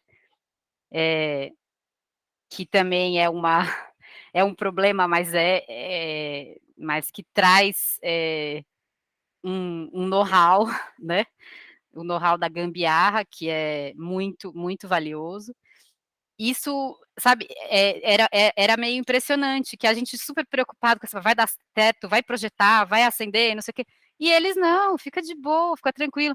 E também essa ideia de estar com esse repertório ali disponível e fazer uma coisa que, de repente, eles super sossegados e, de repente, uma projeção poderosíssima na estação de trem sobre a Marielle. Então, é meio impressionante isso, assim, e eu acho que eles são um exemplo muito, muito incrível de como fazer acontecer a partir de um método criado por eles, que tem a ver com essa pesquisa, com essa pesquisação e também com esse conhecimento acadêmico. Eu acho que foi muito bom ouvir vocês nomeando as coisas.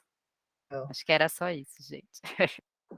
Pô, que legal, legal, muito bom, pô, muito bom te ouvir falar assim e ter e rememorar um pouco esse momento, foi tão bacana aquilo, né? Os dois momentos, né? Porque o primeiro momento foi um momento muito de pesquisa, em que a gente praticamente explorou Osasco ali, né? Andando de carro, indo nas pessoas, tentando entender assim essa relação espacial mesmo, a relação dos moradores com a unidade do SESC, se colocando um pouco no lugar, né? Porque geralmente você vai se colocando muito no lugar daquela pessoa que está lá na periferia, longe, né? E como que ela faz para chegar? E é uma relação que a gente também estabelece muito nossa aqui mesmo, né? Que é uma coisa que a gente também enfrentou e enfrenta, né? Dessa questão do acesso, a questão do território. E nessa segunda, acho que isso, né? Que é um pouco como que vocês também, obviamente, deram muita liberdade para a gente, né? Para a gente colocar, fazer do jeito que a gente já fazia, né? Ou seja, colocar em prática uma coisa que a gente já praticava, que era justamente esse fazer com o que tem na mão. E acho que é uma coisa que, dentro dessa ideia de pedagogias urbanas, é uma coisa que eu e o Tony, a gente pensa muito sobre, e a gente leva muito a sério isso, essa ideia de pensar o quanto que os meios tecnológicos, por sua propaganda, né, de venda de grandes artifícios, né, por exemplo, dessa obsolescência, né, que se impõe sobre os equipamentos tecnológicos, o quanto que ele limita as pessoas na produção, né? O quanto que, por exemplo, a gente se depara muito com os artistas que falam, mas eu não estou fazendo uma projeção porque eu não tenho o equipamento tal, eu não estou fazendo... Falar, olha, o importante nesse momento é fazer com que você tenha na mão, e acho que é uma coisa que a gente sempre impôs para a gente, que é essa, de fazer com que a gente tenha na mão, a gente tem que conseguir tirar o máximo de proveito daquilo que a gente tem como possibilidade. Então, assim, a gente fez uma viagem, foi participar da Bienal de lá de Senegal, para aquela Bienal Off, a gente foi lançar uma publicação nossa, né? Mas a gente levou o nosso projetor na mochila, né? O nosso projetor, que a gente tinha um projetor pequeno, ele não era tão potente assim, a gente falou, não, alguma coisa a gente vai fazer lá.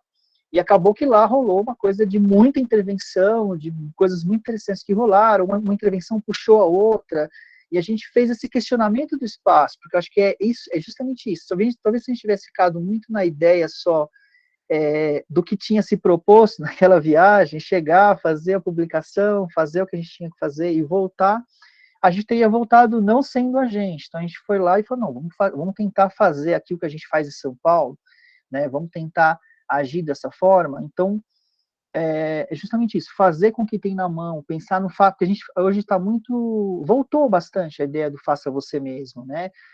Só que, ao mesmo tempo, ele também volta com alguns atributos, ele volta com alguns poréns, né? Então, a gente precisa retornar, talvez, o faça você mesmo mais antigo, né? Que a gente teve mais contato antes, um pouco de todas as tecnologias, que era de fazer de verdade, de produzir um zine, né? A gente produzia zine, eu lembro de produzir zine com o que eu tinha na mão ali, fazer, pensar em dobra, pensar em tipografia feita à mão. Então, assim, esse pensamento ele está um pouco dentro disso e dessa bricolagem também de possibilidades, que eu acho que é um conceito interessante, que é de você juntar possibilidades que não estão totalmente terminadas, ou que não são totalmente complementares, mas que você junta para conseguir chegar num lugar, né?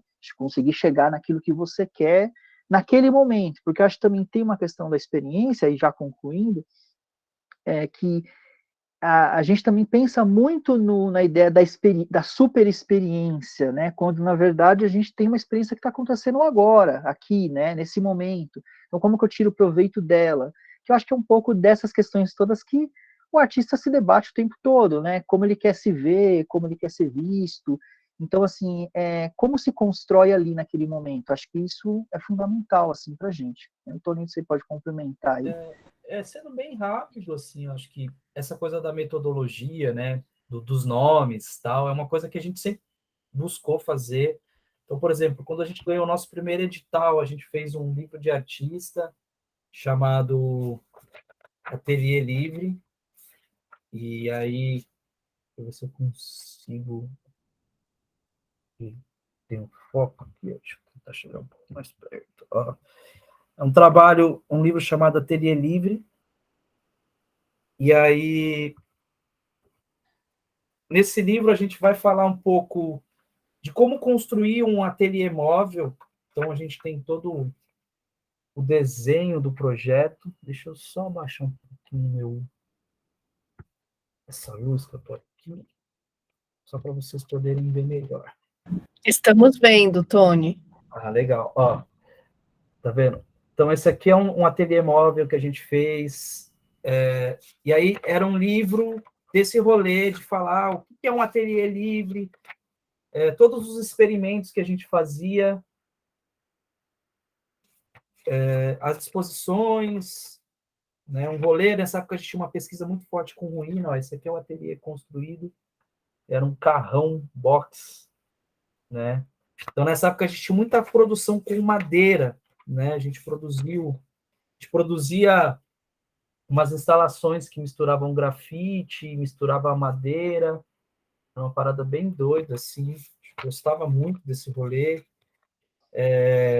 Mas também a gente fazia algumas arquiteturas, que era algo que a gente também gostava bastante de produzir.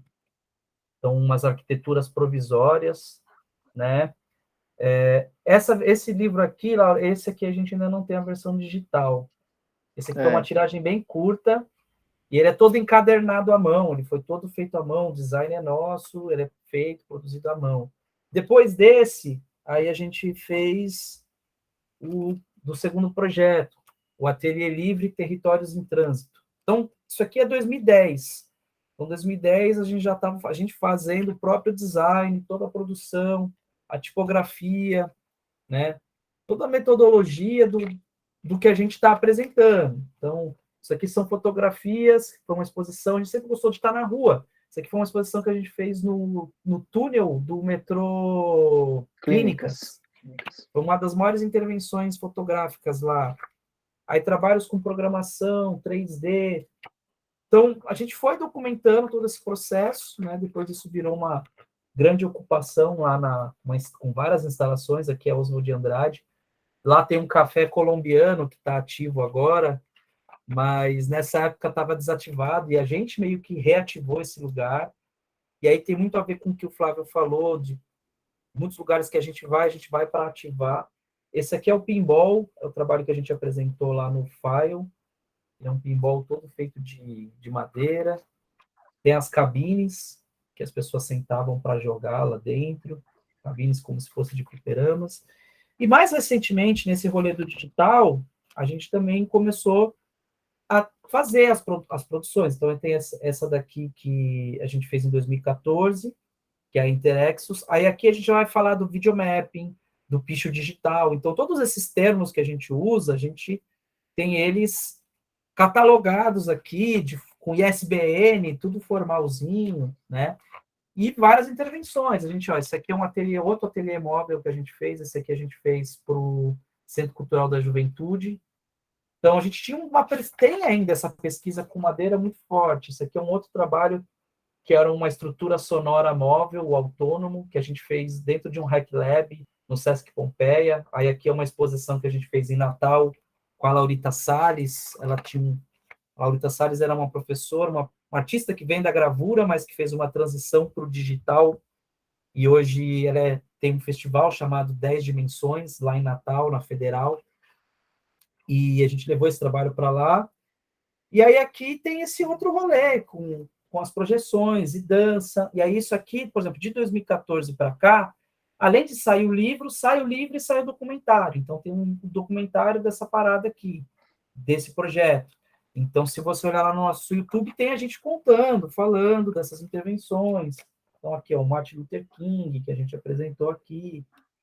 Então, aí vários termos que a gente costuma utilizar estão presentes, né? Aqui dá para a gente ver outras imagens da intervenção, né?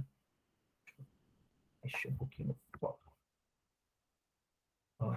E aí essa ideia do resista é isso, né? São várias imagens de vários povos em resistência. E aí, mais recentemente, a gente lançou esse aqui, que é o Insurgências. Esse aqui a gente lançou em início de 2016. Né? O tema da Bienal de Arquitetura, o conceito geral da Bienal de Arquitetura desse ano é insurgências.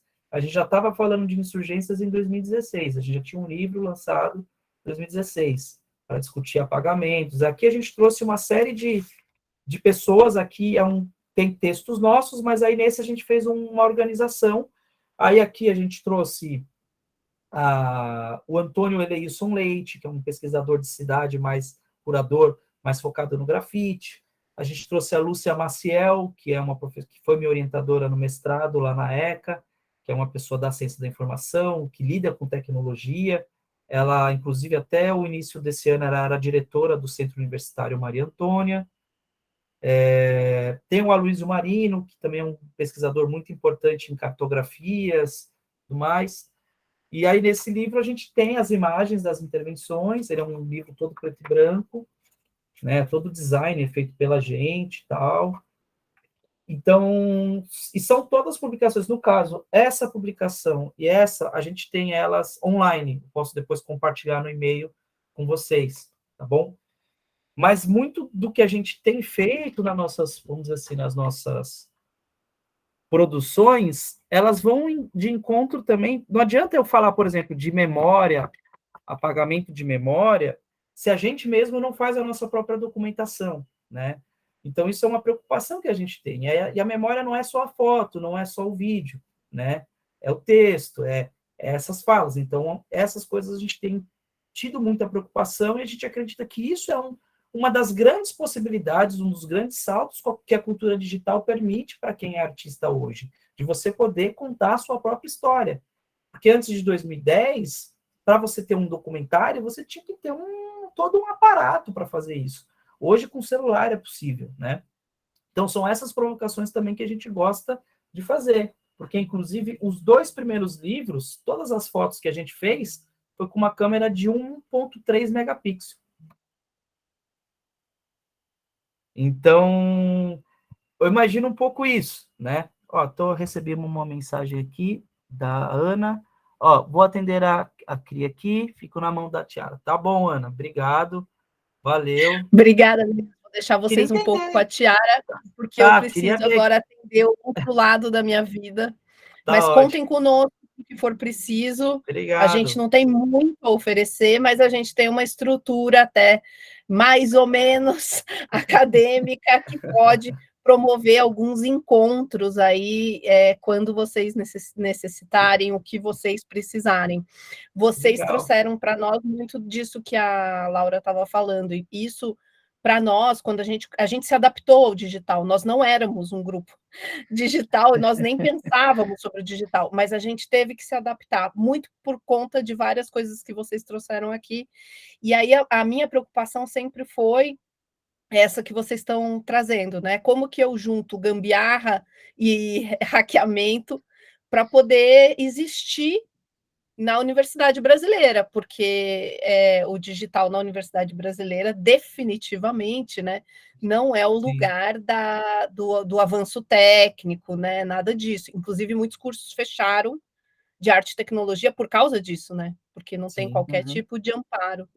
Então, nós estamos também nessa mesma onda, e agora a gente está pensando como isso, na verdade, nos transforma, porque não estamos interessados, né, em avanços técnicos, estamos interessados naquilo que esse meio pode prover, né, para a nossa área, não o contrário, né, naquilo que a gente tem que dar para o meio digital.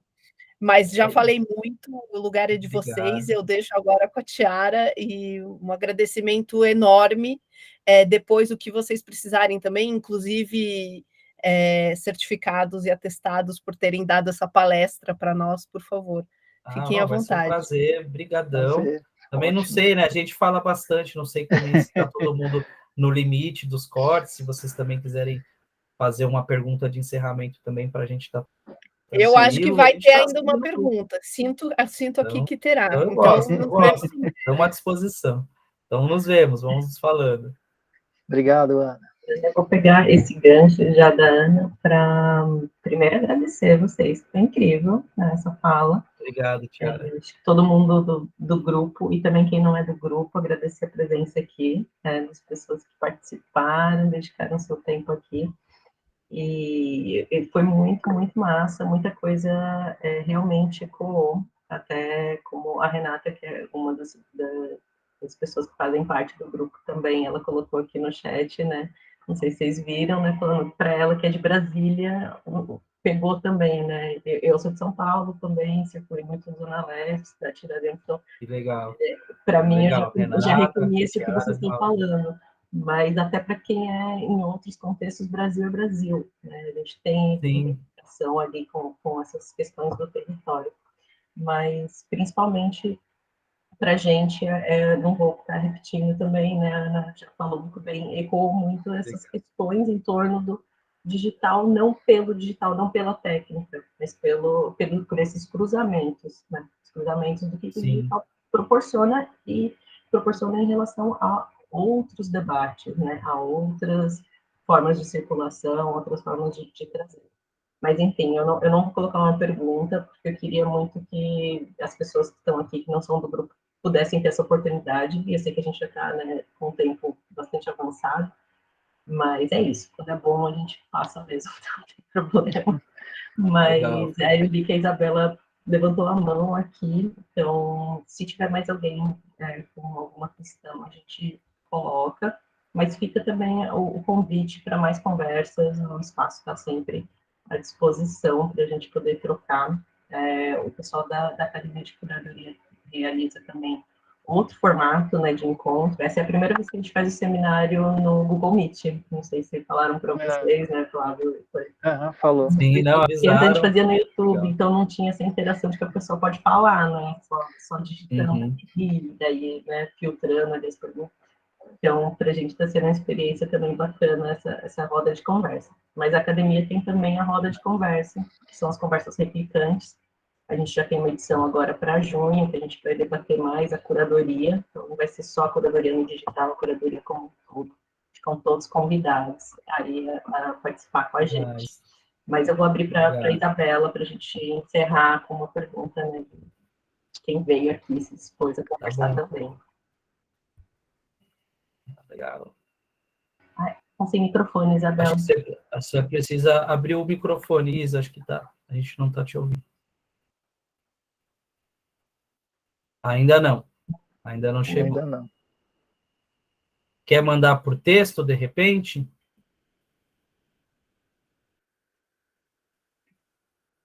Que às vezes acontece isso, os fones pregam as peças. Eu e o Flávio mesmo, hoje a gente ficou testando aí um fone novo aí, que ele estava usando aí Bluetooth, para ficar assim mais chique. Eu ainda tô com o antigo. Questões técnicas sempre. A gente ainda estava testando a plataforma, né? O Google Meet. Imagina. Cara, o que a gente fez? Sim. É uma loucura. Mas é legal pensar isso também, né? O quanto a gente faz acontecer. Ah, legal. Ah, ela está mandando aqui em texto. Então, vamos ver aqui.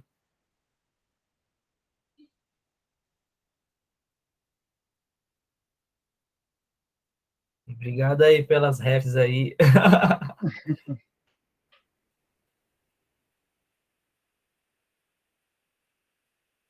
Mas é isso, né? Uma construção que acontece muito na cidade, ó. Priscila mandou uma mensagem aqui.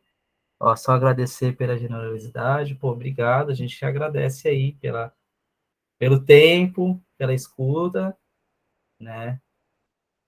E estamos aí à disposição. A Isabela perguntou. Além de Carolina, Burriô, Tebas, Pita, Tereza.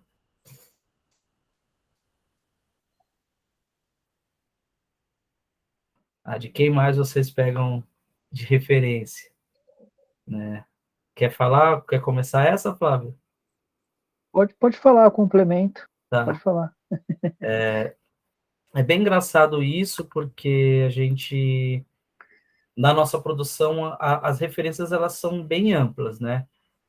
Em termos de uma produção visual que está aproximada ao que a gente faz, eu e o Flávio, a gente tem alguns artistas que são incomuns, assim, então, o Banksy é um cara que a gente estudou muito junto,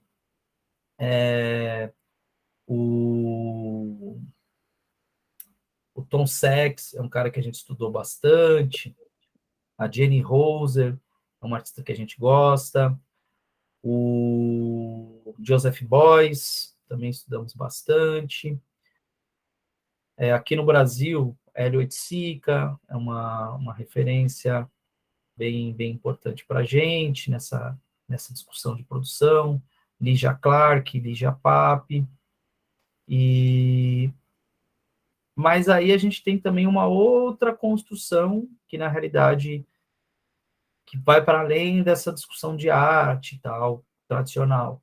Então, música é algo que nos inspira bastante, então, a música do Racionais MCs é algo que nos inspira bastante, então, sempre nos inspirou. Jovelina, que é uma cantora de samba preta, nos inspira bastante. Geraldo Filme é um sambista que conta a história de São Paulo, também é uma referência muito forte. Em literatura, nessa parte mais acadêmica,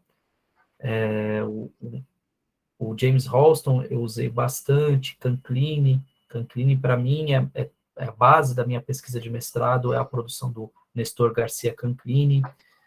E tem outras coisas que eu gosto bastante, que influenciam coletores, que é do próprio rolê do picho mesmo, né? O picho dos RGS, o picho dos Mais Imundos, né? O grafite aqui de São Mateus do Opini, que são parceiros nossos, o picho do Dino, de várias pessoas assim que nos influenciam, além de outras coisas, sei lá, cinema é uma coisa que inspira bastante a gente, né? E daria para ficar citando muita coisa, mas a gente vem de uma bagagem de lidar muito com imagem, mas em outro universo. A gente pegava muita imagem em quadrinhos, então a gente vem muito desse rolê, da ilustração, tal. Então todas essas coisas, digamos assim, nos pegaram em diferentes momentos, porque eu e o Flávio, a gente tem uma diferença aí de 7 anos de idade, eu sou um pouquinho mais novo que ele, então tem algumas coisas que chegaram antes para ele do que para mim, tem coisas que chegaram antes para mim e depois para ele, então tem todo esse universo que faz a gente criar essa nossa produção, então muitas vezes tem coisas que vão estar, por exemplo, a bandana é um rolê que nos chegou pelo hip hop, mas a gente estudando a história da bandana, a gente viu que ela estava presente em outros lugares, né? Então, no rolê punk, no rolê hardcore, e aí isso também foi indo para outros lugares. A gente foi para o Senegal e a gente viu a bandana lá de outra maneira, né? Então, essas coisas vão nos reinfluenciando e retroalimentando, né? Acho que, Flávio, se você quiser complementar com algumas refs dele. Eu acho assim, pô, como o Tony falou, muita coisa nos inspira. Eu acho que o Sound Systems, acho que para mim é uma grande inspiração, justamente pelo fato de fazer na rua, né, de montar dessa estrutura, sempre gostei muito, tanto da estrutura tecnológica, quanto do fazer ali, abrir a festa, fechar, então acho que é muito interessante. Eu acho que uma referência tanto minha quanto do Tony, que permeia muito o nosso espaço assim, de produção, de pensamento, é o Walter Benjamin, principalmente por essa questão da memória, né? Acho que o Tony usa bastante também na pesquisa dele acadêmica, eu também sempre usei muito, e a gente sempre volta a ele, porque acho que ele é uma das figuras que conseguiram fazer essa ponte entre a filosofia, entre o pensamento acadêmico, mas entre a vivência, né, a vivência mesmo ali real, né, assim, comentar coisas que estavam acontecendo. Então acho que é uma pesquisa muito interessante. O William Kendrick, que eu acho que é um cara que assim a gente sempre está ali, né, curtindo, vendo. Tive a possibilidade de ver quando veio no Brasil a exposição no Sesc, veio na Bienal em 2000, 2001, por essa época, e aquilo foi muito impactante de ver aquilo, de ver aquela forma de pensar o espaço, de pensar, né, a imagem em movimento. Aquilo para mim foi muito fundamental ver, entender. Um outro artista que a gente gosta muito também, que também veio para o Brasil uma época, que é o Blue, né, que é um artista italiano muito, assim, que tem essa coisa da exploração do espaço, do território, mas não é só um grafite, no sentido de fazer a pintura no muro, mas de pensar território, de pensar criticamente o território. Então isso sempre nos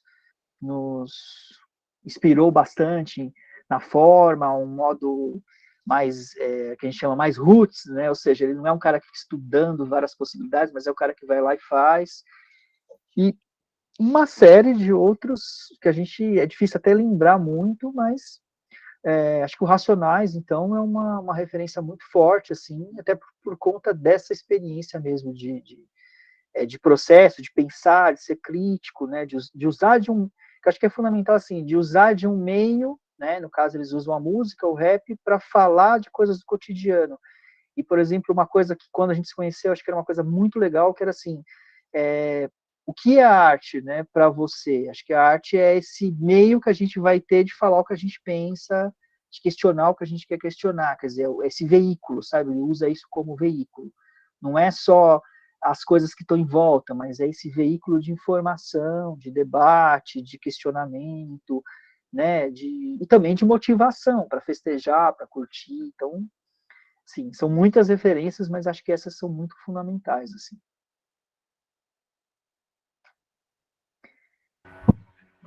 Ok. Legal. Eu mandei aqui o Blue, que talvez o Blue seja o artista mais fora aí da caixinha. Mandei um vídeo dele aqui, para quem se interessar. O Blue, ele faz uma experiência de usar o grafite como animação. Então, ele faz esse recurso tecnológico, faz um stop motion, e ele vai ocupando a cidade. É um grafite que vai acontecendo na cidade, ele é pintado quadro a quadro, é tipo fazer uma animação quadro a quadro já é muito difícil, ele faz esse processo no muro, numa escala gigantesca, assim. Então, ele é um cara que nos inspira bastante, e ele faz muita interface com o William Kentridge, que tem a mesma metodologia de uma produção, de uma animação que ela é quadro a quadro, que ele faz com carvão. Então, ele faz, fotografa, apaga, faz, fotografa, apaga. Então, essa relação da imagem e movimento nos interessa muito. E um artista que faltou foi o Muybridge, né? O Muybridge é um artista que a gente também eu acho que falta um, e falta um bastante, que ele nos influencia em várias várias fases do nosso processo, que foi o Vodisco, né? Que o Vodisco é um É o artista Vodisco, que... que é Isso, um cara que Vodisco... trabalha com... Um cara que trabalha com videomapping, mas é um cara que trabalha com discussão de moradia. É um cara bem forte. E acho que alguma coisa atualmente, assim, nos últimos tempos, eu acho que é um dos caras que mais tem trabalhado a projeção de uma forma que vinha trabalhar a projeção de uma forma a gerar significado. Acho que um pouco essa coisa que a Laura colocou, que é justamente assim, de usar a projeção para atingir na lata o que ele está pensando, atingir diretamente o que ele pensa, sem floreios, né? É direto, uma mensagem específica, mas que é muito forte.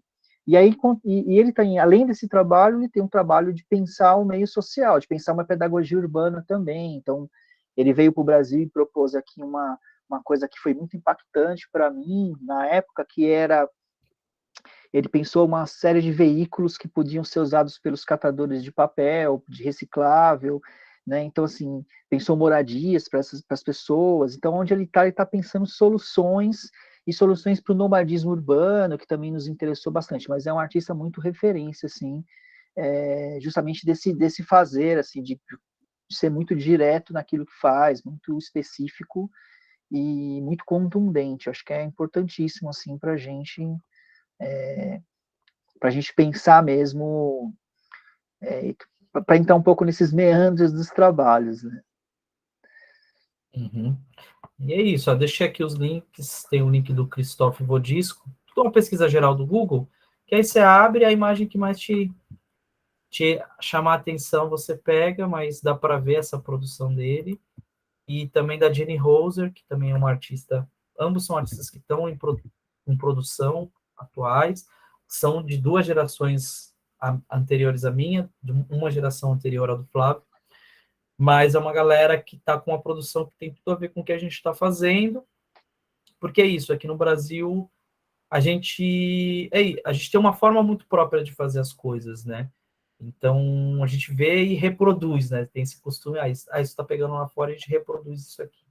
E eu e o Flávio, a gente tenta ir numa contramão, de entender o que está acontecendo no mundo, mas de tentar fazer algo que realmente faça sentido na comunidade, no local, com as pessoas com as quais a gente está produzindo, né? E tem isso, né? A Isabela colocou aqui, né? Aquele roubar com um artista, né? É mais ou menos por aí, né? As raps, né?